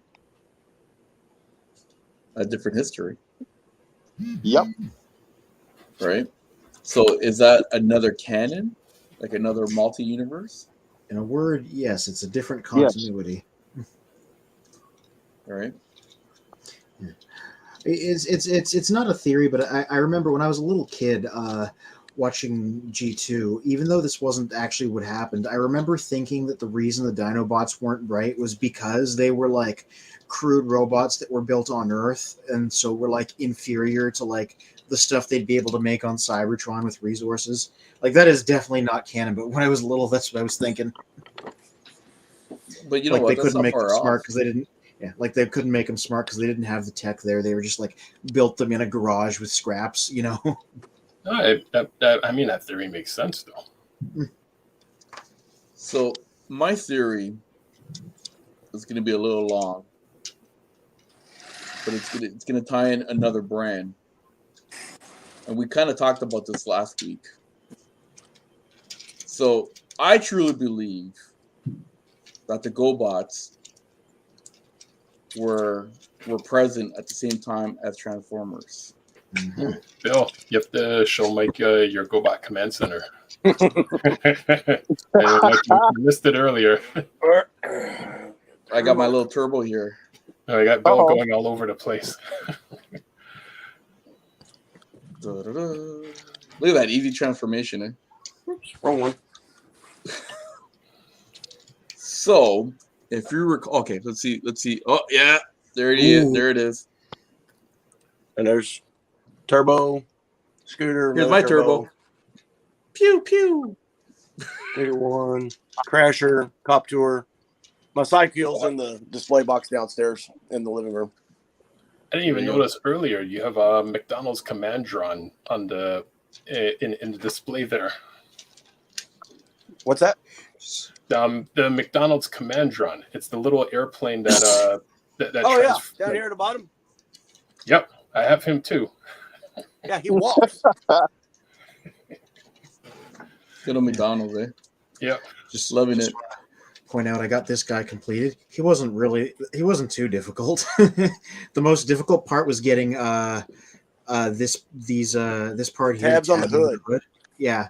I was struggling a bit with that, but everything else like kind of went into place and it looks pretty nice.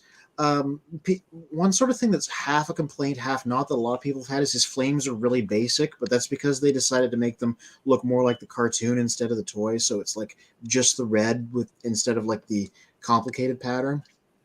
But yeah, I don't know. He holds together really well too, so that's a plus. You're gonna break up my writing. Okay, so if we recall in the comic books, in the IDW comic books, the origin of Megatron. Yeah. And he was in the pits there as a gladiator. One of his fights was actually against Psykill. Mm-hmm. And Psykill was actually one of the top gladiators there, because if you look at his shoulders, it actually has like little scars kind of thing, and it shows how many people that he defeated, right? Mm-hmm. So after that fight against Megatron, he was all smashed up and everything, right? And I'm thinking the same thing happened to all those other Transformers. They got jettisoned into space, into junk, if you get what I'm saying, right? Yeah. Just like how Megatron and got jettisoned through Astral Train, right? I truly believe Psykill, same thing happened to Psykill, just like Megatron, and bumped into Unicron. And then with Unicron, he became his Hurl. Mm-hmm. And then for some odd reason, they end up going to Gobatron.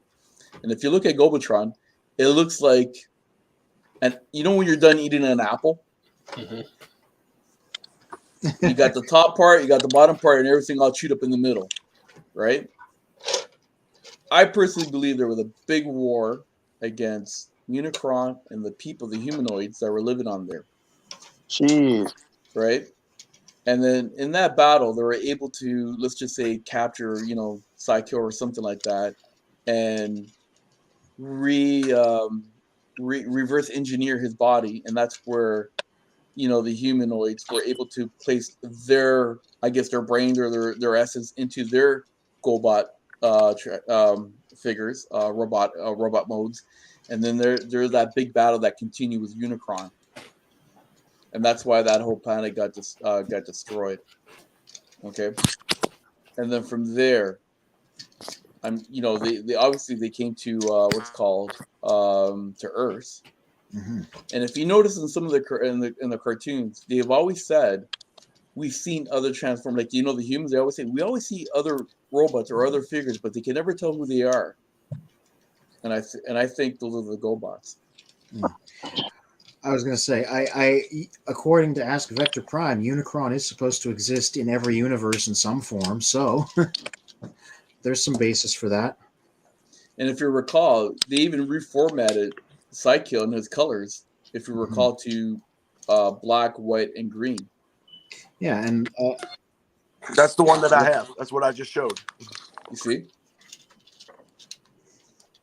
Hang on, I'll go get him again. And I mean, the theory makes sense for the fact of I mean, when you think of headmasters, it's a similar type of technology.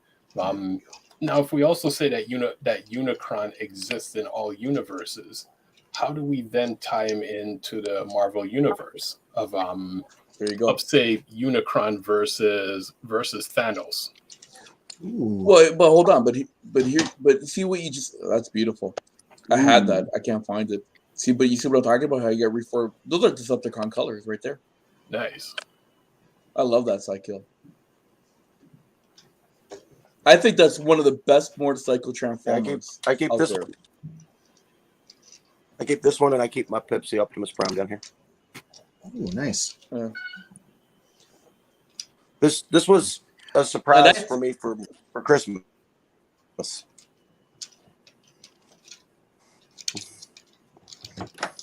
The swap shop, the collector's mall, or whatever you want to call it down here. He had it in there, and I went in, and I didn't have the cash for him. And so I kind of tucked him back on a shelf so that I could come back and get him. Mm-hmm. And then I come back and get him, and he's gone. Wow. And I was like, no. Well, little did I know, my girlfriend went in and bought it and put it under the tree for me. Wow. Lovely. That's a good one in there. Yeah. Now, hold on. Now I'm going to add. So, I'm sorry. Where were the humanoids were called on the Headmaster? The Nebulus? Nebulons. Nebulons. I think the Nebulons, personally, I think the Nebulons were part of that humanoids that were living on Gobotron, and they fled because look at their technology. Mm-hmm. You go back to their planet, and what happened? Half of them were what? They were dependent on robots. There you go. Yeah. And then when they met the Transformers, were they really scared of them? Nope. And what did they end up doing? Taking over their heads. Yep. So they already knew the patents for the technology. There you go. Flying car is complete. So I truly believe Transformers GoBots were there, but we just got to put the puzzle together. Right, Kelvin? Yep. That's my theory. But that's just a theory. A robot theory. And that's the thing, because like I said, it's so many out there, and the comic books didn't really explain it. Well, they kind of explained, but they didn't. Mm-hmm. So it left a lot of stuff out. Look, his head flips. You see, just like the Headmaster. Right? And then look what happens after. Hasbro bought the rights to GoBots. Just so they can shut them down. Yep. Right. So just it played out in real life as well too. So I truly believe I will say we're gonna see. Oh, and then what happened? Even in some of the comic books, the what's it called, those the mini bots, right? Mm-hmm. They got transferred into another universe, and what universe was that? Go. There you go. Actually, And I Bug Bite think is a GoBot too. I think you're talking about Armada, right? When it was finding the little small mini cons. Yeah. Those are mini GoBots. Mm-hmm. The first three, pay attention. One turns to a scooter, and the other turns to like a skateboard or like something. Those are GoBots. Yeah. I wonder if that was deliberate. Armada was full of references. So what I'm saying to Hasbro, pull the curtains and let the GoBot ends. Mm-hmm. They did. They actually Let did them in. because I was sitting there thinking, okay, so why don't you get the little mini con? I knew they existed, but where'd you get them from? Because now it goes back to GoBots. No, but I'm talking about no, Calvin. I'm talking about a full blown, leader one side kill coming out of the blue and say, hey, you know what? We've been watching you guys, and now it's time for us to say, hey, we're taking over. Now, here's some more cannon to throw some fuel onto that fire. Okay. If this is all true, if the GoBots and the Transformers were the same universe, same time, same place, does that mean that Leader One was the first good Seeker? Yeah. He certainly does have a similar enough design. Well, he's an F-15. Mm-hmm. I mean, I've got him right here. Hold on, you have the original little one or the big one? The little one. Yeah, because they came out with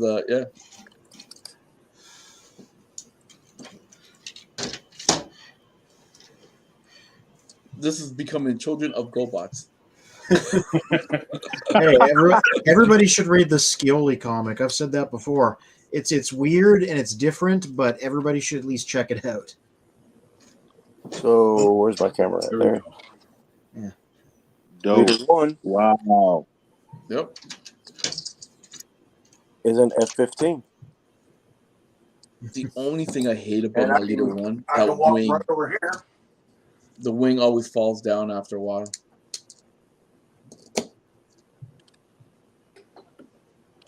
Hey, who was warp out of here without creating an avalanche?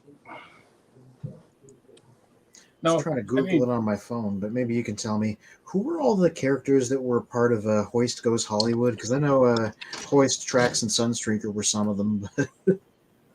So was Power Glide. I don't have a Power Glide anymore. Oh, you know what? I forget to bring mine. I got mine upstairs. I should have brought it. Okay, so can you give me the screen? Mm-hmm. Ooh, that's a nice comparison. Mm-hmm. That's dead on, man. Yeah. That is dead on. Yeah, so No, it's dead on. Yeah. I wonder if that's the same size as like the little classic Pretender Star Screen, the Leader One. So I'm not totally sure what scale that is. Well, the core class? Are you talking about the core class? Oh, well, I mean, I was talking about the G1 Classic Pretender, which was like a little tiny guy inside the shell. Just thinking if it's something released in the same zone of time would have been like the same size. well, the funny part is GoBots, they actually re-release, bigger figures, Mm-hmm. Mm-hmm. right? And Leader One was just basically the same size as a G1 plane, like G1 Seeker, right? So if you put those two together, like how Bill did, you wouldn't tell a different either, too. So could we say the possibility of, if we were to rewrite the entire universes, and say like all the Seekers are like a band of brothers, or a gang, and they're all basically they're all similar, they're all bad guys, but there's one, Leader One who doesn't want to stay within that gang and breaks out. So he's exactly the same as the Seeker, but he decides to be the good one out of the the 100 of them that exist. But you need to make it to where Leader One is not his name. Leader One is what they slanged him with, because he was trying to be a leader for them.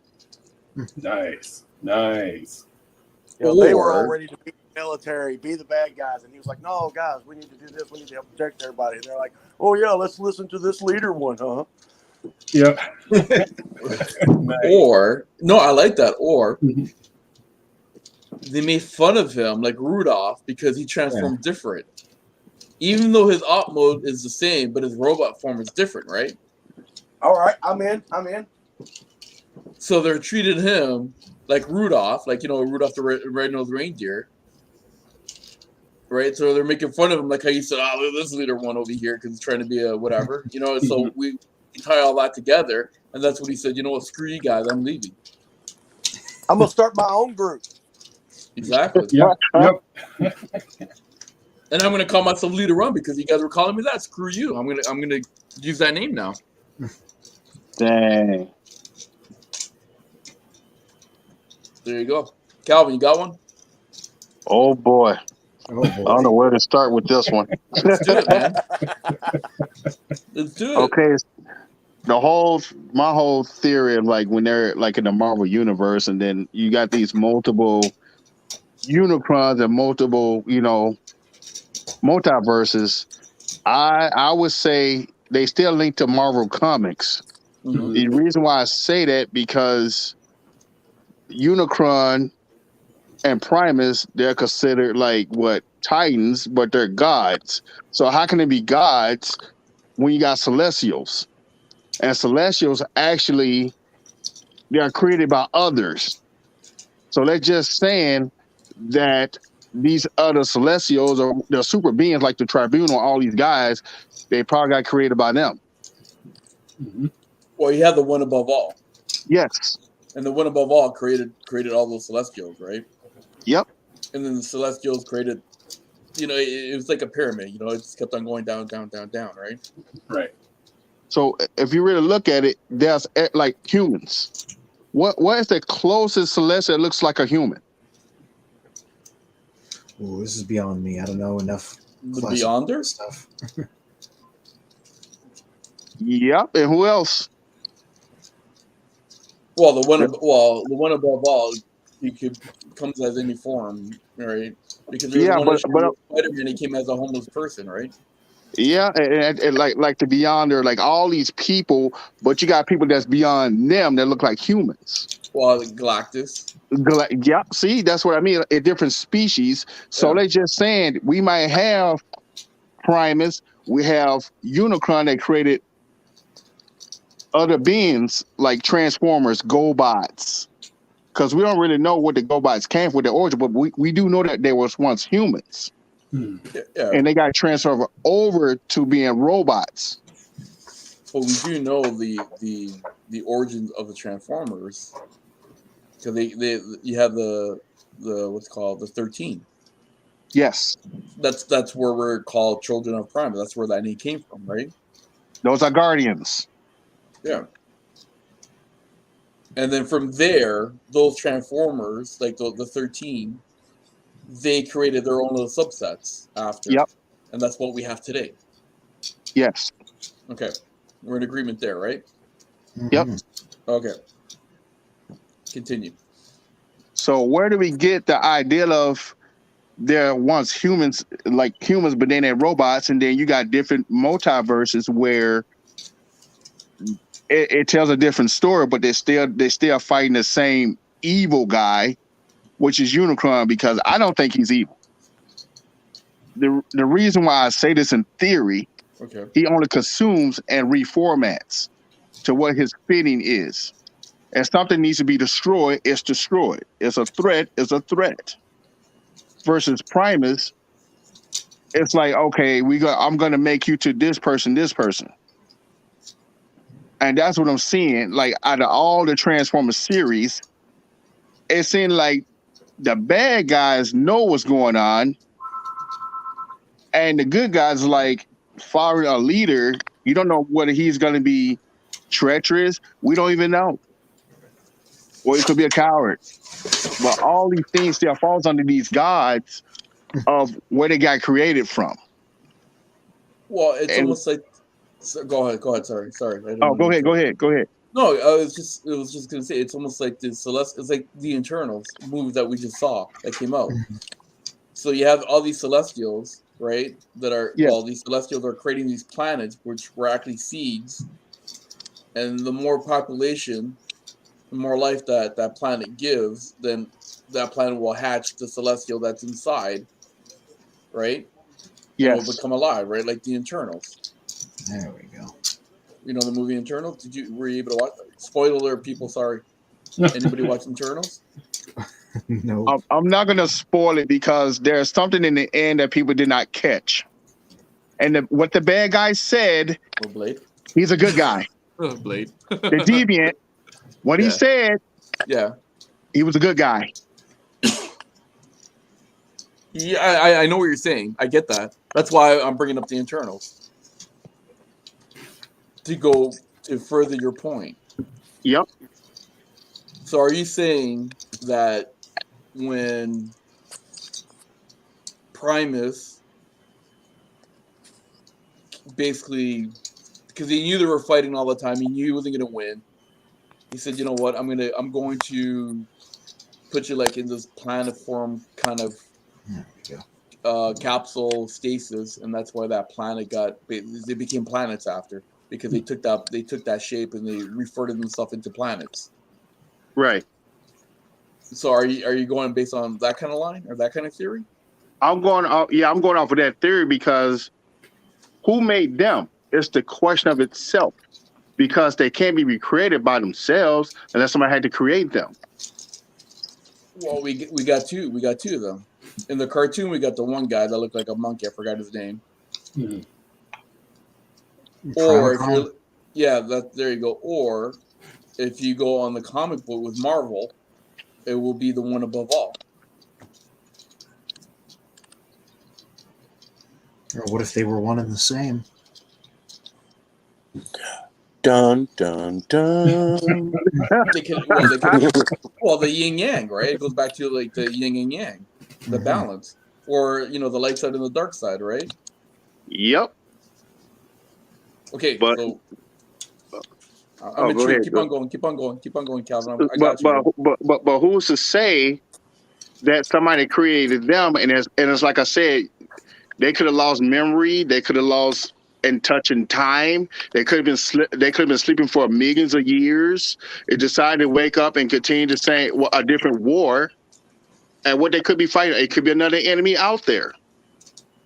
These are other theories too, because okay, Energon, you got the Matrix, you got all these artifacts. So there's got to be more to the story of what's going on, because these keys are 13 keys. Where did they come from? These 13 artifacts. Where did they come from? So it's got to be more out there. Well, it goes back to it's like it's so funny how everything always circles back. Because we've talked about this in previous shows, or I've talked about it. I really do wish that they do a movie or some kind of story, like a proper story of Unicron and Primus, and then from there they go right to the 13. And then from the 13, because remember, when the 13 were created, they're supposed to fight against Unicron, right? Okay, they won that. Well, they won that battle supposedly, right? Because obviously he came back, so they didn't win. What happened? And then what happened to those 13 after? And then from the 13, how do they started the whole group? I've always said this, man. Like, there's so many questions, and we can always wrap our heads around it. That's why I love doing these shows, because it all goes back. And you know what's funny about that? Okay, if they're brothers, who's the major enemy? Primus and Unicron, who's the major enemy? Could they be other planetary gods out there? Well, because they don't really tell you. It just tells you the two, good and bad. So there's got to be a bigger enemy than them. Well, think of it like an and I only say this because I just recently started rewatching the series, Smallville. Think of Primus and Unicron as Clark and Lex. Yeah. You know, whereas kids, you know, they were cool with each other. As they get older, that rift starts building, and you know, and Lex wants to be good, but truly he's not. You know, he has that evil within him. You know, and just naturally becomes the Unicron that we know of. But you But know you what? got Darkseid. You got to keep this in mind. You have Darkseid. You got all these other gods out there. Mm-hmm. So it's not just Superman and Lex Luthor. Right. That's the theory. That's where I'm going with this, because who were they fighting? Those two planetary transformers. They can both reformat. They can both create transformers. They got to have a major enemy out there. I don't care. Nobody says what they're thinking. It's more to the story. They're not adding anything. Only thing they can give us is the same thing. Look at all the movies. Look at the cartoons. Unicron. That makes no sense to me. So They're just poor writing, it's just piss poor acting and writing. So you're saying that, and correct me if I'm wrong, because I'm pretty sure this is where you're going on the left. There is a greater threat than those two, and those two went on their own little mission. Let's just say to try to figure out a way how to stop them, to stop that greater threat. And then those two got into an argument, basically how to do it or the method of doing it, and then those two start to fight each other. That works. Just like Mortal Kombat. Think about it. Look at Mortal Kombat. Who was the bigger enemy? Are you talking about the video game, or are you talking about the movies, or what? The video game continuity. Who was the biggest enemy? Oh, that ball-headed lady that controlled time. You sure? Well, then I'm only a casual Mortal Kombat knower. and then what's his name? The sorcerer. The sorcerer is the guy that gives. Shang Tsung was not a high person. No, but Samsung found a way how to defeat her. Found a way how to defeat her to take her powers, because he was planning this. That's his daughter. That Shinnok is one of the main keys. Yeah. It's the biggest threat because he can't die. They had to chop his head off, and his daughter Chronica took over. That's right. That's a huge family out there. And this is what I'm saying with the whole Transformer theory. There's more to the story. If they just do a backstory on that, I think that would set the tone for greater things to come. Well, as you said that, Professor D from YouTube, he said Galactus versus Unicron. So that could have happened in the Marvel universe, yes, because you got smaller gods, you got bigger gods, you got celestials, you got ones that's beyond cosmic. So let's say we might have a set of Transformers may have cosmic powers. Well, considering Alita 1 has Alita 1 has that cosmic power, you know, when she screams. Mm-hmm. Right? Well, and then in Megatron's original bio, he's able to channel the black hole through his fusion cannon. You know what? I totally agree. Like, I've always said there's something greater out there, and it's like, I'll get another example. You got like Vector Prime, right? Remember we talked about this last week. Vector Prime is basically, you know, he's able to go through all these multi-universe. Then he also has like the time cops, right? That are the alternators, basically, that they're protecting all the timelines. There was a thing, I'll need to look it up. There was something larger that they faced off in those stories. It was like a thing that ate timelines. Yeah. I'm trying to remember it too, right? Because I know exactly what you're talking about. I'm gonna pull my phone out here and use the Transformers wiki. It's like Loki almost took their storyline. It's like, you know, Kang at the very end, he's like, yep. Wait until you meet my other variants. He's worse than I am. right? Well, it's funny you mentioned that. It was just like they meet Kang at the end of the series. I'm thinking of Star Trek: The Next Generation, where when Q says there's more out there that you have to deal with than just me. And I'm thinking in terms of the Borg, how would you tie in the Borg with their mind collective within the universe, within all the different universes that exist? Do you think the Borgs could be part of the Transformers theory? The Borgs are the early Transformers. Yeah. There's also Actually, that. the Borgs are the early GoBots. Yep. There's also that machine world that V'ger was sent to that was rebuilt him and sent him back to Earth, and everybody's like, "Look, it's Cybertron." Well, they had the cube, they had the spear. The spear was basically what's called the headquarters to the Queen, right? Mm-hmm. Could she be one of the 13? Maybe. By the way, the larger threat that we were talking about is known as Hytherion. Pronunciation pending. The Beast of Time, a hyperdimensional creature of immense power and destructive potential, capable of traveling freely throughout universal streams. Hytherion's natural sustenance is time itself. It devours the origins of worlds and universes. In some universes, it's called the Origin Eater, and it's opposed by the enlightened guardians of causality known as the Alternity, an evolved form of Cybertronian life. So, it's out there. The Origin Eater. Okay, with a name like Hytherion, you just tied in the Pokemon world. A little bit. That's Look at that. We gotta look at the Greek name, like the Greek origin of that, right? Yeah. I mean, I could probably I can get it up on the screen probably. Here, I'm just using my phone. You said hi. What's the name again? Hytherion. Yeah. It's an evolved form of Eevee. Pokemon world. I know height means fast. Mm-hmm. So that means that this creature, or what the thing is, it's fast. It's pretty much what it is. It's eating up worlds and stuff like that. It's a sleeper. I know that for sure. That's what it sounds like. It sleeps, but when it wakes up, it eats up timelines and eats up planets. That's insane.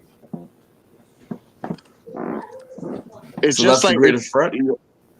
Yeah, that's one of them. So it's more out there. They just don't explain it because, like I said, if it's in the Marvel universe, all these Celestials and stuff, they got to answer to somebody. Okay, so do you think maybe Unicron was devouring these planets ahead of time to maybe weaken it? So because it's like okay, let me rephrase it again. Sorry.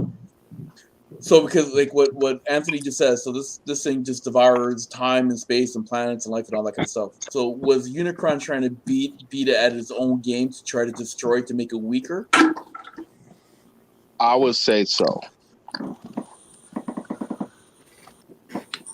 Yeah, there we go. Hytherion. Though, interestingly, it says the Hytherion is known by the transcendent technomorphs to be a force of nature, a cog in the great multiversal machine whose function is to consume weakened and damaged universes, preventing their chaos from spreading further into the multiverse. So it has a purpose. It does. Wow. But look what it says at the bottom there. The evil Megatron will lead the creature to destroy the Earth. It is prophesied that the evil Megatron will lead him to destroy the Earth. There's probably like Ask Vector Prime said a bunch of stuff about it, but it was invented for Alternity, which was a Japan only like prose story. Holy crap! And he's multiversal too. Yeah. So he's everywhere, just like Unicron and Primus. Yeah. It's another one of those. So I'm Hey, thinking mate, I'm up early in the morning, so I've got to roll. Thank you for letting me come on the show tonight and show you all the room. Yeah, thanks for coming through. Yeah, thanks for joining, Bob. Really appreciate it. Thank you so much. Well, thank you. Not a problem, guys. I'll see you all next week. All right. Let's do it. Cool. Have a good night. Take care, sir. Bring my face back up here. Phil's such a cool guy. Yeah. Dude, that is wow. I told you. Yeah. This guy's serious, man. Like when I saw his, like, I know we're gonna get sidetracked here, but when I saw his case, what he was building and everything, and when he said he was a carpenter by trade, I'm like, oh, this guy's serious. This guy's gonna build like an amazing, like, seriously, he should sell that stuff, like his shelving, to Transformer like collectors. That guy will make it. Bill will make a killing. Yeah. That dude will make bank. Bespoke shelving. That's a good way to provide a service that a lot of collectors need. Mm-hmm. Yeah. I mean, I just hack together whatever I can find, right? Like this is an old desk. I got an old IKEA bookshelf over there. This was given to me by a friend. It's a little snap together thing. I just like scavenge whatever I can. Yeah. Or you can go online and order from Bill. Mm-hmm. All right. I would. Hey, you got to start somewhere. Mm-hmm. And it can be custom too. Yeah, I was just going to say that if you know the dimensions of what the wall of the room, send them the sizes. I'm telling you, man, amazing. See, that's what I love about this Transformer universe that we live in. We all have something to put in. Mm-hmm. You never know who you're gonna meet. Exactly. I want to know a really basic fan theory that is several degrees simpler than all of that stuff. Original cartoon. Where did all the season 2 guys come from? Beachcomber, Trax, all those guys, the ones that just kind of showed up. Well, I remember Secret of Omega Supreme. Optimus is like, hey, so Omega Supreme, I know that you tracked the Constructicons here to Earth and showed up. He's a troop transport. I think everybody came with him. Like, right. He landed on the Secret Files of Teletran 2, which were those things they aired in the 3rd season after some episodes, said that, Autobots that had been scattered throughout the galaxy were coming back to Earth. So I think Omega Supreme just was carrying a bunch of guys with him. And when he came to Earth following the Constructicons, the entire season 2 cast just jumped out of the rocket with him. And this all just happened between episodes. Mm-hmm. That's my real simple theory. Yeah, well, I agree. If you also recall your TF Talk group, who'd you bring up? Pyro? Pyromagna?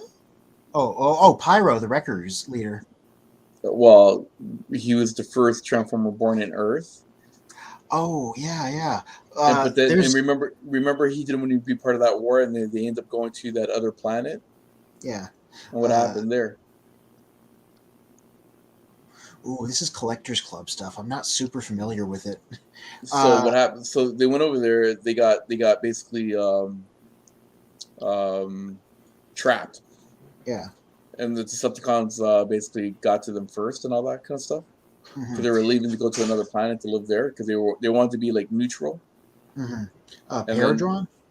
Yeah, and then from there, then they got scattered and they started coming back to Cybertron, or they came to Earth as well too. So, yeah, I would know it. I'm just looking this up right now. Oh yeah, the Wings universe. That's why I love comic books, man, because they fill in a lot of gaps. I'd like to note there are 2 vastly different versions of Pyro. There's the one from IDW and the one from the Collectors Club. You're talking about the one from the Collectors Club. The one from IDW was a wrecker who idolized Optimus Prime and started to change his appearance to look like him. There's been a lot of different stories, so. Oh, snaps. Oh, yeah. What was the name of that again? When the character idolizes Optimus, that they start changing Primus Apotheosis. That's it. And that was named for him.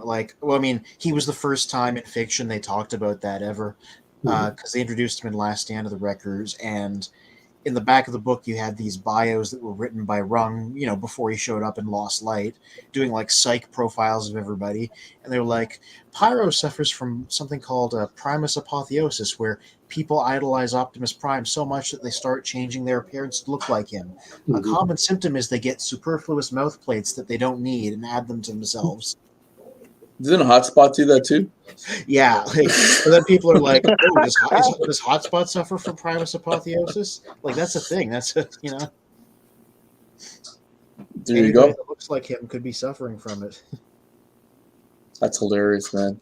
No, but just like going back on track with what Calvin was saying. No, I do agree with Calvin's theory that there is something greater out there, and we're just waiting. We're just waiting for it to happen. Right? And I think it should happen sometime soon because they have, I don't know, like if I'm Hasbro, they got together with the writer room. Who held it up again? Bobbly, whatever. I'll praise that a little bit. Bob Budiansky? Yeah, there you go. Remember he did the he headed up the writers room when they were doing the Transformers movies. Oh, Dino De Laurentiis? There you go. Or was that him? I don't know. The producer. I just remember he had an Italian last name. Yeah. He's a paisan, right? So, and they were there for like 2 months, just coming up with a whole bunch of storylines, right? Excuse me. Oh, there we go. Sorry, it was Lorenzo de Bonaventura. I got confused with another eccentric European producer. Right. And you know what? I was really hoping that somebody in that room would have said, you know what? There's a lot of stuff that we can do. Mm-hmm. There's a lot of theories out there. There's a lot of YouTube channels. We're not the only channel that we're talking about these theories. I'm sure there's other channels that are talking about. Heck, that that one time when Mike and I and Calvin and TF Basement, that was a good conversation that we were having, and it was like basically all theories, right? Yeah. All they had to do is watch these videos and say, "Hey, man, there's something here. We can go from the beginning, like Genesis, in the beginning, right, all the way to with GoBots, all the way to G.I. Joe, all the way to even Marvel itself, because now Disney bought Marvel and Marvel's Disney, and obviously Transformers can get in there, right? Oh, you should have you read Tom Scioli's Transformers G.I. Joe? Because he does some of that. He tells a wild creation story at one point that incorporates all these things. Well, look at the new His Tank, Megatron. Yeah. Did you guys see that? Yep. I'm gonna look up another article. Right, and it was a Baroness as well too, right? Yep. So, there's like so many things that they could do. It's like, oh my god, like I don't know why they don't do this. Like I wish they can consult with people like us, or just watch our videos and just say, hey, you know what? These guys are onto something. Now imagine putting Primus and Unicron, right, with all those other Celestials. You know what I mean? Like a nice little Easter egg. Yeah. Okay, here we go. I'm going to pull up another wiki article. Let me just dump it into the other window. Before you start there, hold on. Before you start there, there's a new comic book series coming out with the Iron Man, which he becomes a celestial god himself, right? And he was battling. Oh shit! What the hell his name is? This other celestial. He got cosmic power, Cronus, or I can't remember. Anyways, the whole point is that Iron Man has the cosmic power. He's fighting this other guy, and what ends up happening, they're basically going between different universes, okay? And they're destroying planets. They're picking up planets and throwing at each other like potatoes, okay? And then what ends up happening is that the tribunal of all celestial gods and even the one above, they basically said, "Hey guys, this is enough," okay? And they end up taking that other guy. The name's slipping, and they put him in like this dead universe kind of thing, and they put him in prison in there. And then Iron Man continues to have these celestial powers, right? Are you telling me during that time when they were jumping into these different universes. You're telling me they could have been in the Transformers universe, and when all those celestial gods got together and say, "Hey, enough," you're telling me Primus or Unicron could have been present? Possibly. I would say yes, because there's no way, because there's no way you can. It's just something had to be stopped, because now you're killing life forms, and that's the only way we need these like living tribunal. There's other people besides him too. Mm-hmm. That's out there. There's a chick or so, I don't know what her name is, but oh my goodness, you talking about tribunal? You're talking about death. Oh, no, not death. Nope. There's other tribunals out there. The multiverse. There's so many versions of him. It is ridiculous. But they got kids, and these are kids that's beyond them. See, Marvel Comics, they did an expansion on this. There's kids out there, and they got powers beyond that. Just like what's his name? No, the dude, the symbiote god. They just find a way how to just wipe him out. And check, you can't really kill him either. Just like the God Butcher. All these people are born. Yeah. His sword is actually a symbiote sword. Yep. That's how he's able to kill the other gods. Celestials. He cut one of them head off. Yep. And that's why he's coming after Thorn in Thorn 4. Thunder and Love. And it's just those things they don't really touch on, because, like I said, if this Hyperion dude, if he creates other Transformers, just imagine how powerful they will become. Mm-hmm. Oh, I believe it. Just imagine. Now you got somebody that's better than Galvatron. They can get reformatted. It comes probably surpass him. And could be like other primes out there that can probably surpass Optimus Prime, Rodimus Prime. There might be different versions of them that we never heard of. Yeah. So it's out there. The potential is out there, but they keep giving us the same recycled stuff. Yeah, I agree there. I know. I don't. Sorry, Anthony. I just finish this point here, and then I know you want to jump into with your thing there. No, I totally agree. And again, we all said this before in other shows. You know, it's okay. We all love Bumblebee, right? Bumblebee is a great character, but now it's time to step up with another character, because you can go only 10, 11, 12 years of Bumblebee. It's been that long of Bumblebee. Think about it. Or you can just do another theory. Please remove. And another theory is the Matrix can reformat anybody. And you can still get the Matrix back to the key leader. So how these past Transformers inside this Matrix is still there. They're spirits, right? So they're still giving knowledge. I think they can be brought back. Yeah. They have. In Beast Wars. Mm-hmm. The other side of the Matrix, as it is known. Yeah. So, Anthony, what were you going to say? Oh, I was going to say, I found a page that pretty neatly sums up the wild creation story that Tom Scioli came up with for G.I. Joe versus Transformers, which is something that incorporates all of these things, but is a little bit different. And I popped it up on my screen on the Transformers Wiki. If you guys want to full screen it. Okay. Hold on, let me before you say something. Lucas, go to bed. Yeah, I was gonna say. Ooh. Diacheron, of course, like stealthily named for Diaclone, the pre-Transformers line. Diacheron is a living, transforming world created by the makers of the universe, who bestowed upon it the power to create life of its own. It is the creator of Cybertron and its soul, Primus, and by extension, the Transformers. And they talk a little bit about its story here. Eons ago, Diacharon devoured a ripened star and used its energy to create a number of other living worlds, including Cybertron and Unicron. In modern times, a group of Autobots traveled to the depths of Cybertron and met the Keeper, who told them the tale of Diacharon and showed them ancient statues depicting its creation at the hands of the Makers and the subsequent spawning of Cybertron. When CoverGirl, the G.I. Joe, she was there, expressed amazement at the Transformers' origin story, Brawn pondered the possibility of Diacharon having created Earth and humanity as well.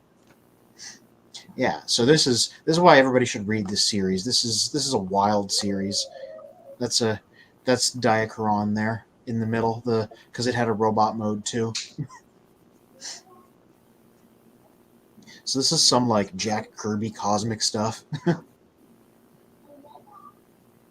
That's crazy. Yeah. Over So here, like, you want something original? Use this. so Luca mentioned what other platform you guys stream on. So I did answer him that we are also on YouTube, Facebook, and Twitter. And soon we will also do Instagram. Nice. But we also have Professor D saying something here about Calvin. Yes. Kill the one they call Calvin. No one is better than Galvatron.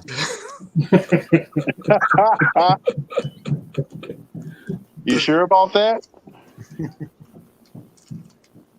I know somebody that can make Galvatron just walk away real quick. Real quick. Who's that?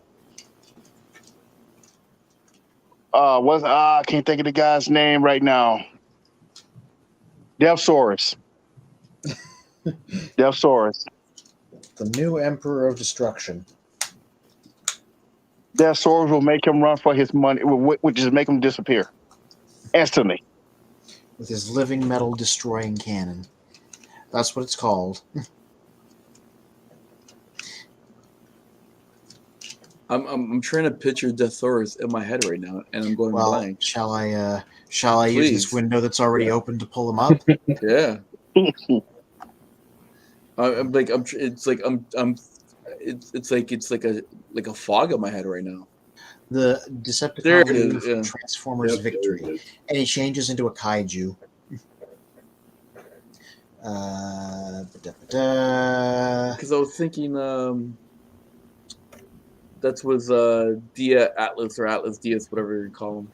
There's this weird like kaiju mode. Let me just find a picture of his action figure. Here we go. Deathsaurus. Gorgeous. Yeah. People want him to be coming out in the modern line now that they're doing Starsaber, his nemesis, as a HasLab project. That's it. Starsaber. That's what it was. Yep, Victory Saber. Mm-hmm.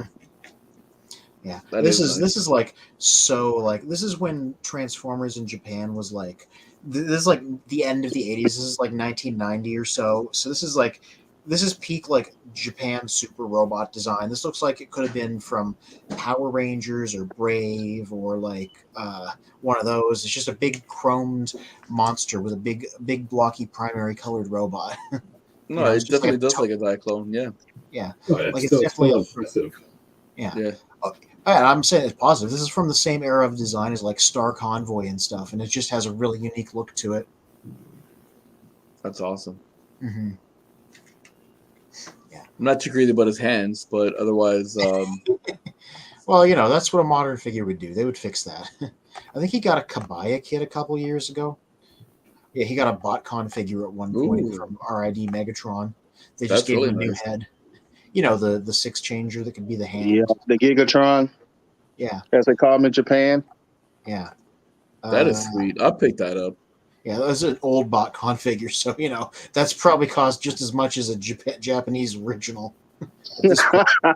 Yeah, we got a Combiner Wars figure really briefly at one point that could be a torso, but it was just like it was a Skylinks repaint because they were like, who can we do Skylinks as? So they just like went with him. Jeez. Wow. Yeah, so they just made him into evil Skylinks. Yeah. Where's the Kabaya kit? That's the old one. Here we go. Yeah, oh wow, this is like the worst picture of him imaginable. Look at how crunchy this is. It exists. It's not a cryptid. It's real. It's right there somewhere. They did a Yes, Kabaya please do. Oh, now this is all messed up. Okay. See, again, like, you know, having 10 years of Bumblebee, and they, you know, could they give this guy at least 1 year? Where is he? Where is he? That's also crunchy. There he is.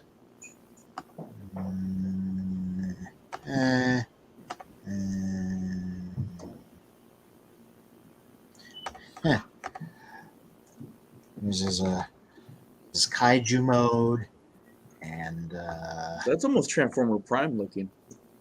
yeah, you know, he could have shown up as a Predacon. It's definitely got that Yeah. look to him. Yeah. Yep. But this is the closest thing we got to a modern version of him. And these I had a few of these Kabaya toys sometimes. They're like they're just like 2-3 colors of plastic. You put stickers all on them. They're small. They're cheap though, so like, you know, you get what you pay for. The big gimmick of them is they like to do all these weird old rare characters that haven't gotten updates. So you can get like a tiny Deathsaurus or a tiny God Jinrai or a tiny Star Saber, you know.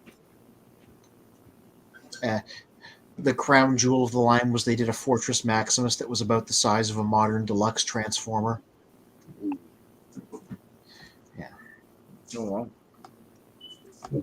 Luca did ask what days do we go live? So we are live on YouTube, Twitch, Facebook, and soon Instagram, and Twitter at 8 p.m. Sunday night Toronto time, and usually until about 11 p.m. And subscribe to any of our channels, you know, and you will get the alerts of when the upcoming shows are going to be out. D also says Galvatron will do Deathsaurus like Megs did Predaking. I just laugh at some of the things people say these days. Talking about in Marvel when Megatron beat him up. Yeah, well, I like hold to on. see that. You know, in Transformer Prime, you have Predaking versus Megatron in there. Skylings do not stand a chance at all, period. No, I don't think so. Skylings is done for. His modesty would his modesty The would only thing that Skylink has going for him that he can separate into two. Yep. You know, to two other figures in a sense, right? So, like at one point, they could be like he could be together, and then the next minute, like separate, come from behind, backside, whatever, right? So, attack that kind of way. That's where Skylink has the advantage. Yeah, I mean that depends on who he's going against. If he were going against Six Shot, you know, single in his combined form are separated. Like he's not like six Shot would still take down Skylings. Yep. Yeah. Well, the way that guy. I'll be right back. Something. It's just some of the things that, man, like the lore of the Transformers. It's so much that's there. It's just they don't want to expand on it. And like I said, with all the theories, I think there's more powerful entities out there that we don't know anything about. And like some of these Transformers might have to get upgraded or get reformatted again to meet the expectations. Mm-hmm. And like Power Master Prime, that's another reformatting or whatever they did to his chest to make him get more powerful. They gave him an extra engine, an extra boost in power, stuff like that. So it's just those theories and some more out there. This is why I'm not on the show. No respect for genius. Says on YouTube. No, you're good, man. No, he's good. You know, we can all have a theory on things, and I love that. But we also got to look at the fact that what we're getting is what you're getting in a movie, or you're getting a toy, you're reading the comics. It's not really there, so you got to fit in the pieces. And you're like, oh, dude, they missed this, they missed that. Or, you know, Ultra Magnus got this suit on his body where we don't know where it came from. Because they need to do a backstory on him, too. because we don't know fully what he really is. And I think he's a clone of Optimus Prime, to be honest with you. And I think they're twins. And I did that from the What If series. When I first saw the series of Peggy becoming, like the Captain America, and Steve getting the I guess almost the Hulkbuster suit. It was kind of the same idea that I figured Ultra Magnus could have been like how they portrayed Steve in the Hulkbuster suit, where initially he was damaged beyond the point. He needs this suit in order to function. Yes.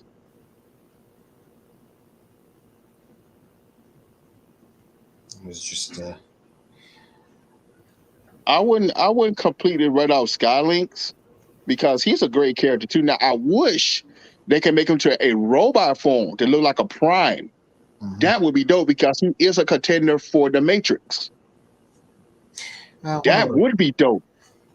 Wonder what a robot mode would look like. I think about Sky. The closest he had was Skyring in his Combiner Wars form. Yes, I think it looked like Predaking. Yeah, maybe. Transformer Prime Predaking. Yeah, actually, he is in there, by the way. Well, not in the cartoon, yes. but they have the figure of him. Yes, you're right, but as a Decepticon Predaking kind of thing. Mm-hmm. Yeah. Oh, sorry, Predacon.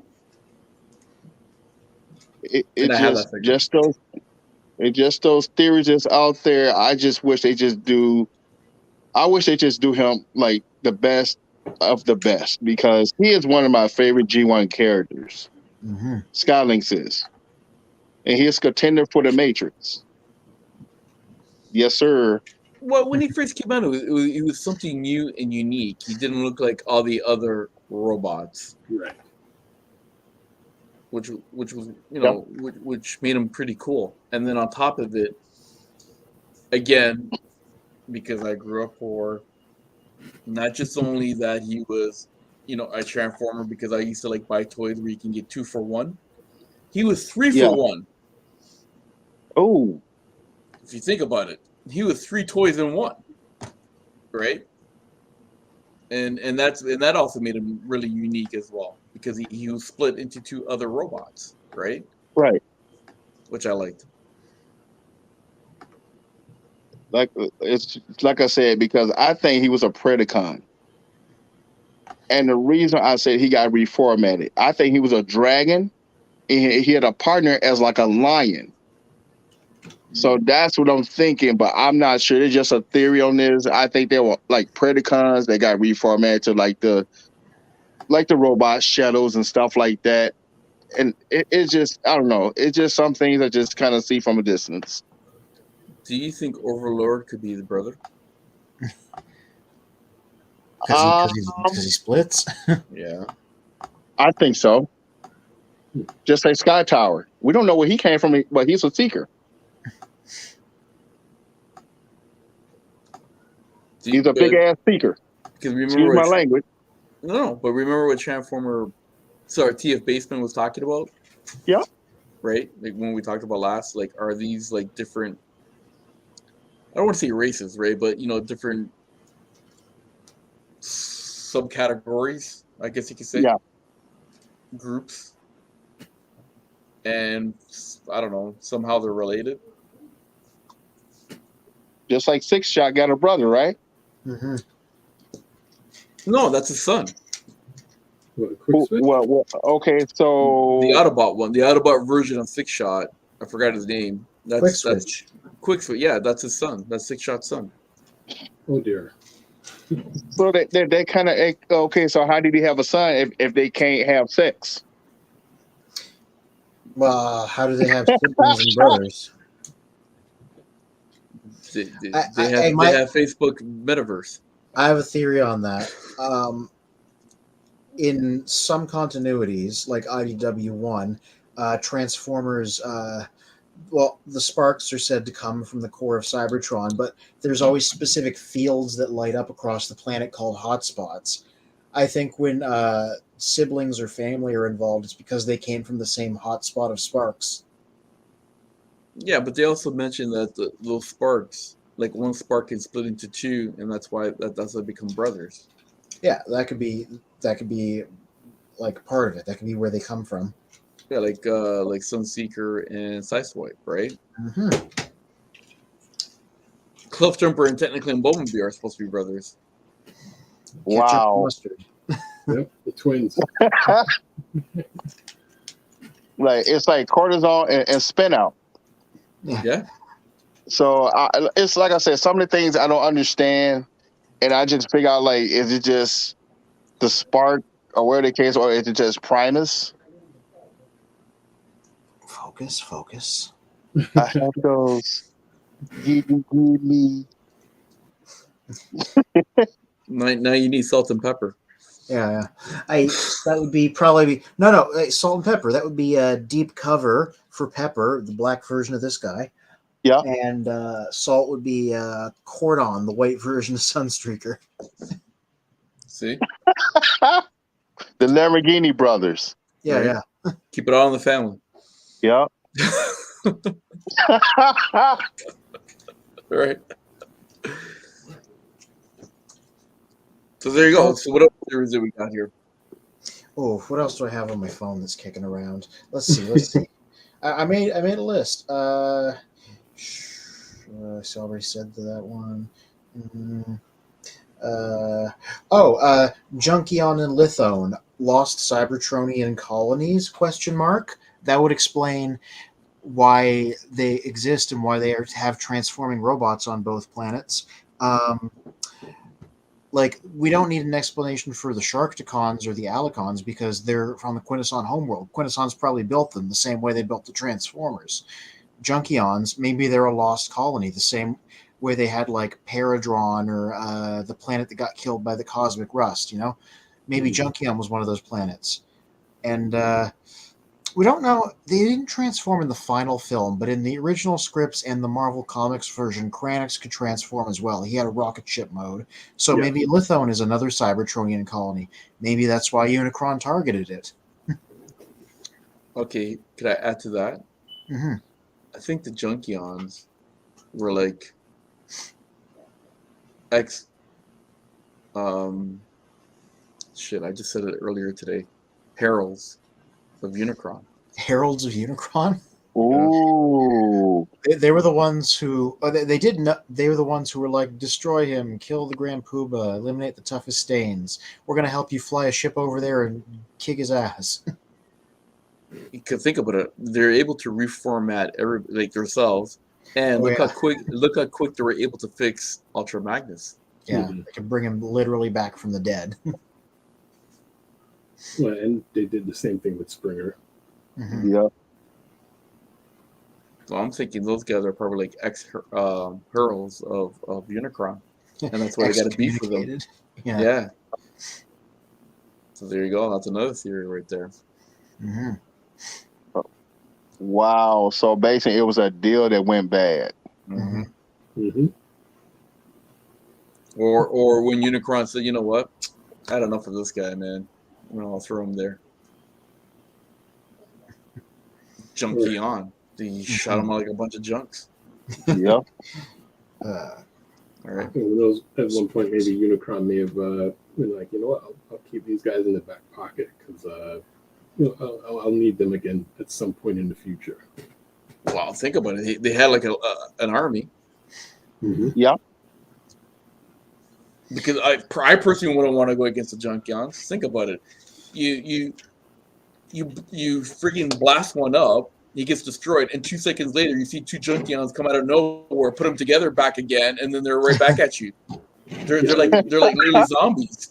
You're not winning. You're not winning a fight with it versus a junkie. Yeah, against a Junkion. Like if I was like seriously, if I was the leader of the Junkion and I'm about to go fight against another Transformer tribe or something like that, and they're like, yeah, we're gonna beat you, and I'm standing there, you sure you're gonna beat us? Hold on, let me give you an example. I take my blaster, blast one of my own, right? Then those guys are gonna say, oh my god, this guy's crazy, he just blasted one of his own. But wait, there's more. And then the next minute, my two other guys, my two sergeants, put him back together again, and he's like fully functioned. And I'm like, so what are you gonna do now, guys? If I was that other army, I'd literally turn around and run. You know what I mean? Like we're not fixing your ass, we're fixing our own ass, right? And we got the technology to do it. The only other one I have, it was just tracks. I've been changing them back and forth this whole time. Is pretty good. Admittedly, I've gotten them very late, so maybe this is a later batch that fixed whatever like tolerance problems he had. I've run into that before, but seems pretty good so far. Is that a peg for the hold his gun? Yeah. He has like a lot of these guys. He's got pegs on him for like weaponizers and whatever. So, all these weapons are cross compatible. He's got a couple pegs here. Got one on the top of his car mode too.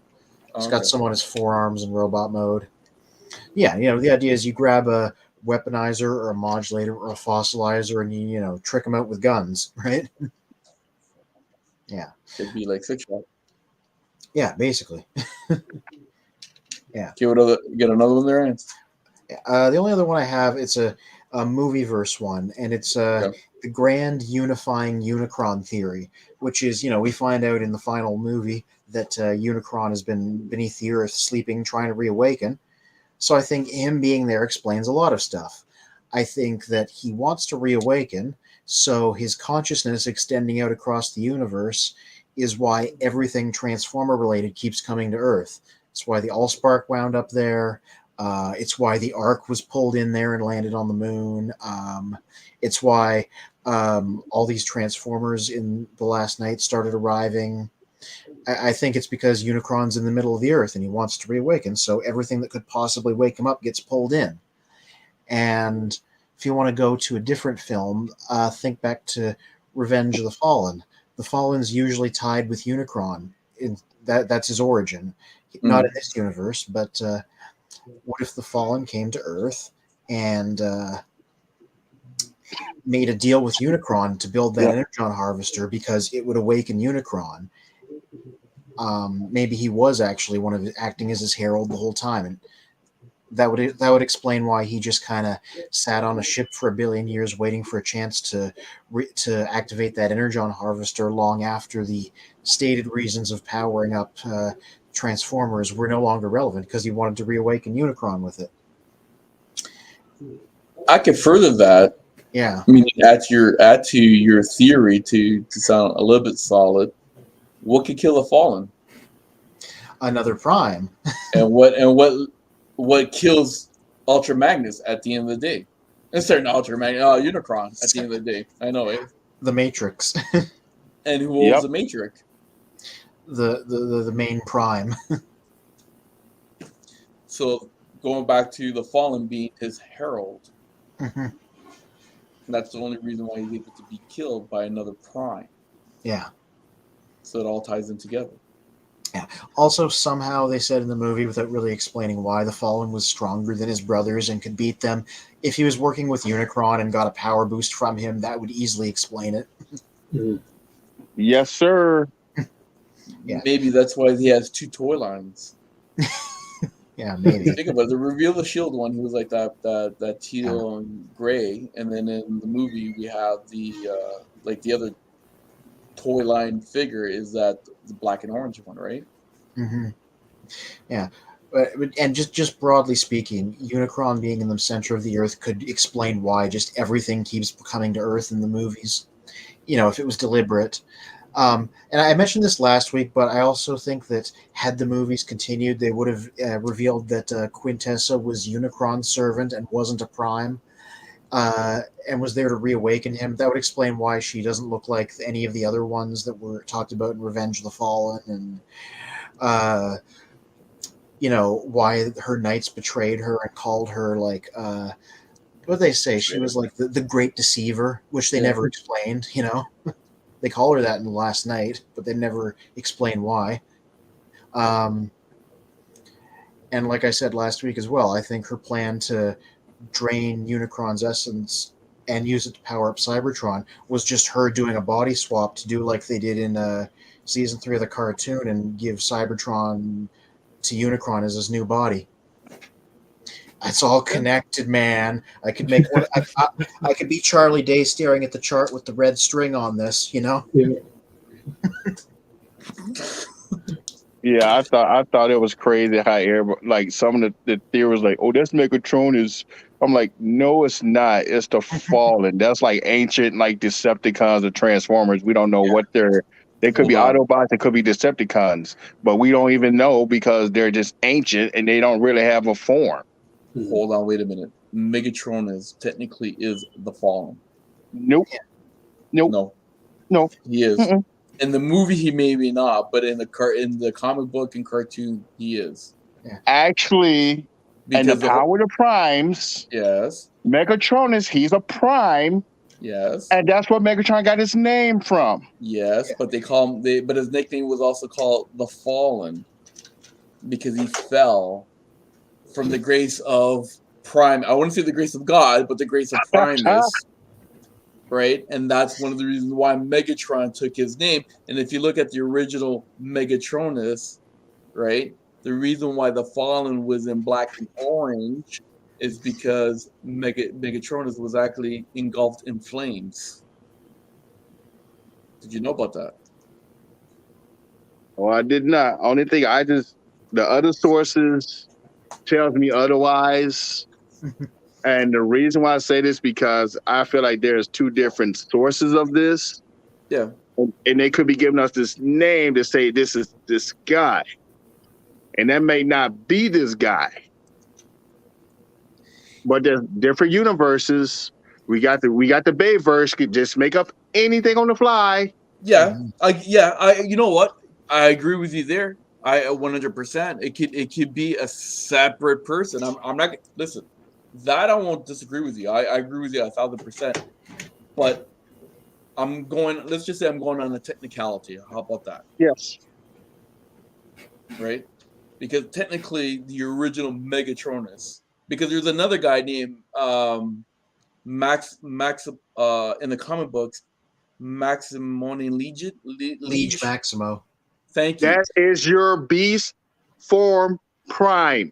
Okay, but a lot of people thought Lee Maximo was the original Megatronus, which is not. They're two separate figures. Yes. Right? Because a lot of people confused the two. Yep. And that was the case. And that's why they made sure that Megatronus was engulfed in flames in the Marvel comic books, and to make sure that there is no confusion at all. Right. And I don't know. Do you want to bring that up in on TFCon there or TF Wiki there, Anthony, if you get a chance? Yeah. Give me a second. Yeah. Because a lot of people at first, you know what? When I was reading the comics, at first it was Liege Max. I thought he was the original. I thought that's where Megatron got his name from originally. They're from the 13 primes. Yeah. Yeah. Here we go. I got his article pulled up. The Fallen. If the first Transformers were Primus's disciples. Oh wait, I never shared the screen. Sam, you can't pull it up if I don't share the screen. There we go. All right. Yeah. If the first Transformers were Primus' disciples, then the Fallen is his Judas. At the dawn of time, he was Megatronus, one of a brotherhood of vastly powerful beings dedicated to the well-being of their world. But the Fallen would gain his current moniker by turning against his brother Primes, and his purpose to pursue his own ends, also earning the moniker of the first Decepticon in the process. His frightening form is a metal cage for primal burning forces of chaos, giving him the appearance of a living furnace. These cauldron-like forces purge him of what empathy and morality remained. All that remains now is hatred and purest rage. Wait, I'm going to stop you there. Hold on. Is that Bayform? Is that Bayform? He is a multiversal singularity, so it's the same guy across all continuities. But let me go down to Dreamwave where he first appeared. So this is what he looked like in Dreamwave Comics, which is when he first appeared. Give us the power of the primes. Give us that version. Okay, They didn't. I wish they gave that version, to be honest with you. IDW. Here's the There we go. Right there. Yep. Mark Hamill, Megatronus.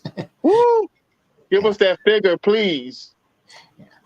Long ago, Megatronus was hailed as a hero for his defeat of Unicron using the Requiem blaster, but he and his lover Solus Prime clashed over what to do with the blaster afterwards, as Megatronus wanted to keep it for his own rather than see it destroyed. As the two fought, the weapon was accidentally discharged, killing Solus and leaving Megatronus to grieve.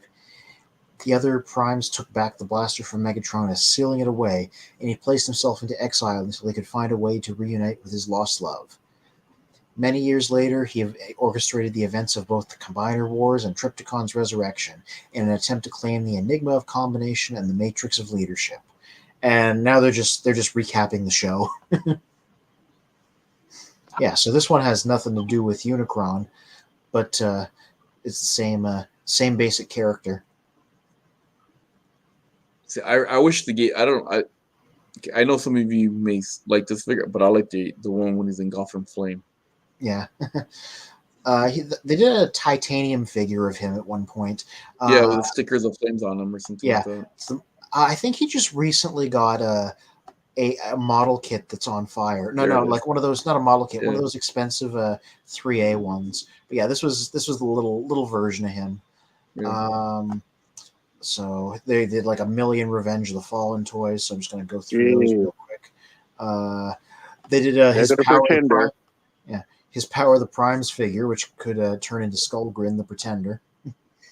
That little guy there. Where's the model kit? I mean the Flame Toys kit. It would be under merchandise. There we go. Here we go. Yeah. Look how nice that is, man. This one's like loot. This is one of them. This is like that Tarn that I told you about. This guy's like a couple $100. He's like big and expensive. Jeez. Yeah. Imagine seeing that in real life. Not in real life, but like in a movie. Yeah. Instead of Bumblebee. Yeah, that'd be a nice design, and because those would be real flames instead of like the molded ones. Now that's a hot rod. Yeah. He has a Keyblade. Oh my god! It's a chainsaw blade. Yeah, look at his weapon, man. Chainsaw Massacre there. Mm-hmm. Texas Chainsaw Massacre. That is insane. Not only he will burn you, he will cut you. Yeah. Yeah, but that's a version of his original design, basically.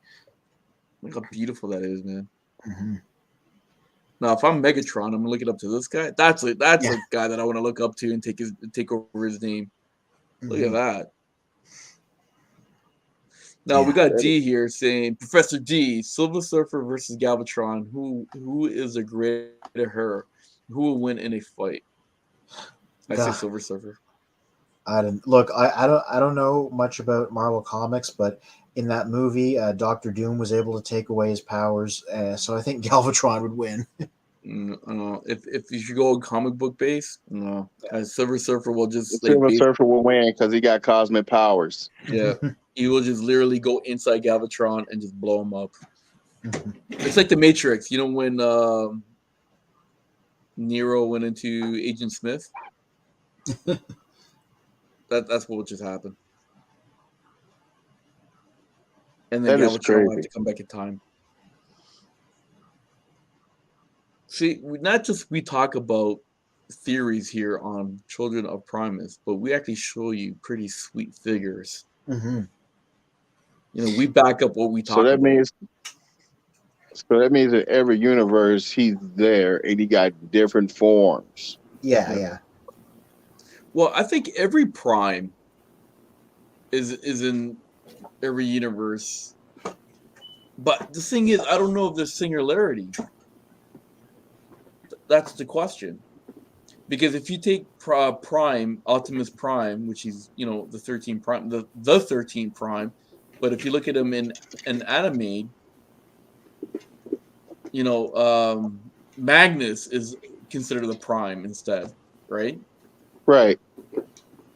So with that, like that prime is not similar to the G1 prime, let's just say.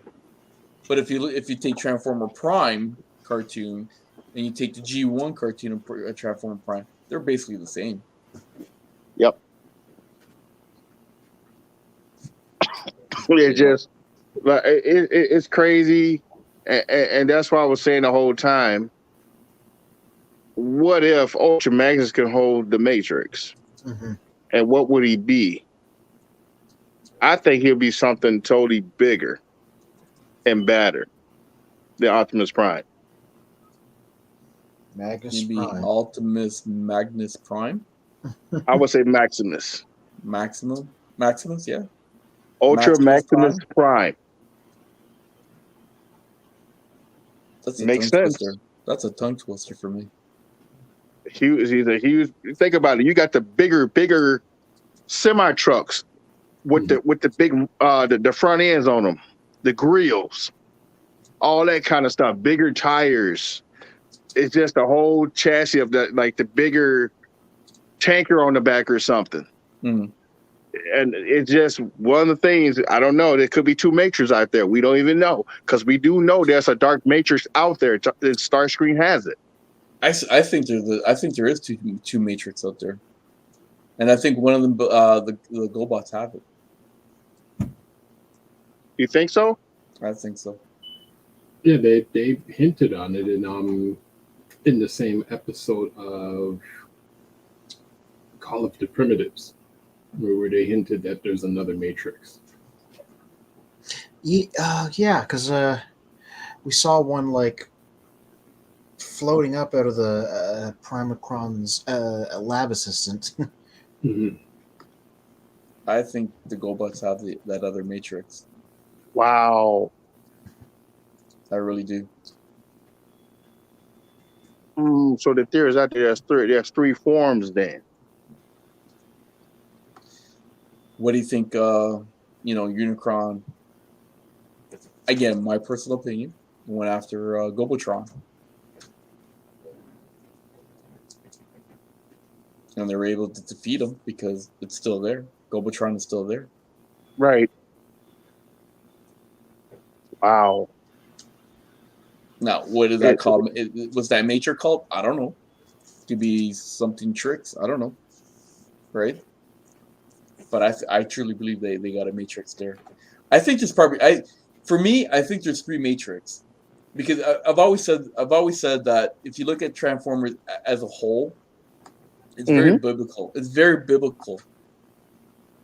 If you read the Bible, like, I'm not trying to evangelize everybody here, but I'm just saying, like, if you look at the storylines, it's very biblical, and there's always like a trinity somehow, right? And that's why I'm thinking there's three Matrix out there, and we don't know who that third one is. I always put it this way. You remember in the Revenge of the Fallen, when he got there with the Matrix? Remember that one? Sorry, repeat that again. And you remember in the Revenge of the Fallen when he got on top of the pyramid with the Matrix? Yeah. That's a different Matrix. The last one, I remember the one that's in the chassis. Mm-hmm. And this is like an artifact. So what if that could have been? Yes. So what if that one is the second Matrix? Could be.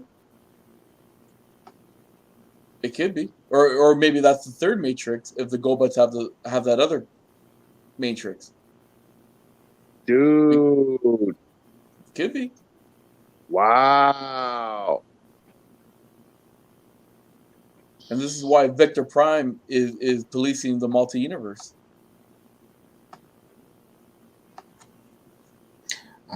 I don't know about the rest of you, but I gotta get going. I got work in the morning. No, but it's funny how we leave how we're leaving it off.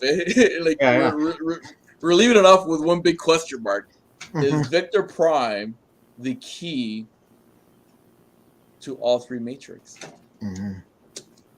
Well, quick question before we jump on from Professor D. Silver Surfer versus Galvatron. Who is the greater herald? Who wins in a fight? Oh yeah, he's that's old. Yeah, we answered that one already. Okay, I missed that one. Yeah. Personally, I would have said Silver Surfer. You see, Mike and Mike, we all think alike. Luca says Calva is just chilling. Luca, you're supposed to be in bed already. I'm gonna call your mom. It's 11:08. Me, an adult, is going to bed. If I'm going to bed, you really got to go to bed, young man. Wow. I know what they're doing. They're playing Fortnite. That's what they're doing. Yeah. Anthony, quick rundown. What do you have for tomorrow? This guy, Kingdom Core Soundwave. He is a wonderful, tiny little version of this well-loved character. Everybody should get one, even if you don't collect small Transformers. This guy is like great just on his own, and I'm going to talk about him in detail tomorrow on my review section of Children of Primus. Nice. I have him. Yeah. He's like wonderful. Okay, then I got a question for you before you leave. Mm-hmm. So what's up with the small kingdom Rodimus? What's in their mind? What made them do that? I don't know, but I think for me, I'm planning on grabbing that because I'm gonna have it go with my Generation Select Star Convoy right up there, so that he can have the tiny Rodimus that he's supposed to come with. Okay, so that's why I'm interested. Okay, so Calvin, sorry to interrupt, Anthony. So Calvin, going back to pricing, how much will that Soundwave cost in the States? Yeah, it's like $9.99. It's like $10. Yeah. And how much did you pick up for that, Anthony? I do not remember. Whatever that is in Canadian. Oh, no, wait, no. This was a gift, actually, so I can't actually tell you. Andrew gave this to me at TFCon for helping put the tables together. Okay, so we will find out shortly. I will look it up after. Okay, so Anthony, continue. What else you got going? And on Friday is the very last of my retro reviews, because I have finally run through my entire archive, and I'm going to be ending it on another giant note. On last Friday, I looked at the Mega Action Series Optimus action figure from Toys Alliance, which was like this Titan-sized non-transforming Optimus, and I'm ending it off with his counterpart, the Megatron that they also did. Cool. So, smallest Transformers, biggest Transformers. It's like poetry. It rhymes. And where can you find all this stuff, Anthony? childrenofprimus.com, which is also a classified site where you can buy, sell, and trade for free with no catch. And I'm writing all my stuff every week in the over in the news and reviews section. And I've just recently gone through my archive and made sure everything got pictures. It's all up to date. So I already have hundreds of reviews up there of everything from, War for Cybertron trilogy, a little bit of Masterpiece, a little bit of third party, a little bit of older stuff, a little bit of everything. Pictures, write-ups. It's me just writing about the robots I like. Beautiful. Calvin, again, thank you for joining us. What do you got? You got anything to plug? I would say everybody just keep collecting. Mm-hmm. Read your comics, solve the puzzle. Mm-hmm. Keep collecting. I hope we solve some of those puzzles today. Yeah. Oh, we did, but there's still some more out there. That's why I was hoping. I was just hoping if they would just give us these figures, because what I'm saying is that if the theory is correct, I think they're still connected. I still think they're connected to Marvel. Mm-hmm. And the reason why I say that, because you can't have gods without other gods and other titans without other titans. They're just the only theory of that theory. So that's a part 2 show right there. Return of the Titans. Yeah, I wonder if there was a toy line based on that. I know, right? We were thinking of Clash of the Titans, but hey, but you know what I mean? It's just a theory, and all day we can hope that if these companies just listen to us and stop doing the craziness things of thinking that they can keep doing the rehash. Bumblebee. That's what I call it, the rehash. That means that the remolds, the re-storytelling lines. It's gonna get old to a lot of people, and some of us is already catching on to what's happening, because why would I want to go in the store and buy the same figure when you call it a different name? Yeah. Bumblebee. Hubcap. Did I say Bumblebee? Calvin, where can people reach you and find you? They can contact me on Instagram, which is under Calvin79, or they can reach me on Facebook. Mm-hmm. So if anybody got any questions, they can reach out to me on Facebook. So yeah. Beautiful. Well, Cool. what do I gotta say? What about you, Mike? Sven, what do you gotta say? Thank you for everyone coming out. Thank you for Bill for jumping on earlier, and showing us the progress of his construction. Hope we can jump back on next week. And thank you for everyone in the comments section. And all you little kids, go to bed. Yeah, go to bed. I'm going to bed. You got to go to bed. Yes. Anyway, I just want to say thanks to everybody as well too. Bill, Calvin, always a pleasure. Anthony, keep up with the writing. Professor D, Spin, always. Yep. Yeah, Spin always doing the work from behind.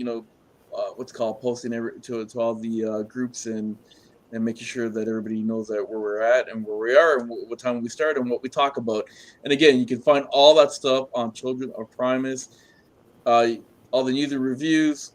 Like Anthony said, we do have a classified site. Use it. It's free, man. Like it's free, especially now with all the inflation and cost of gas. Okay, use something free, man. That's a whole other show. The cost of gas. Well, of gas. I was saying, if you guys can't find what you need, because here in the States it's a lot cheaper. Just like the small soundwave, that's like $10. So I got 2 of those if you need one. Mm-hmm. That's our man. Sorry. Oh, wait a minute. There we go. That's it. Down. There you go. That's our man right there. Okay. Again, thank you so much to everybody. Have a great night, and hopefully we'll see everyone again next week to talk about more exciting news and reviews of Transformers with who? The people from Children of Primus. Peace, guys. Peace. Peace.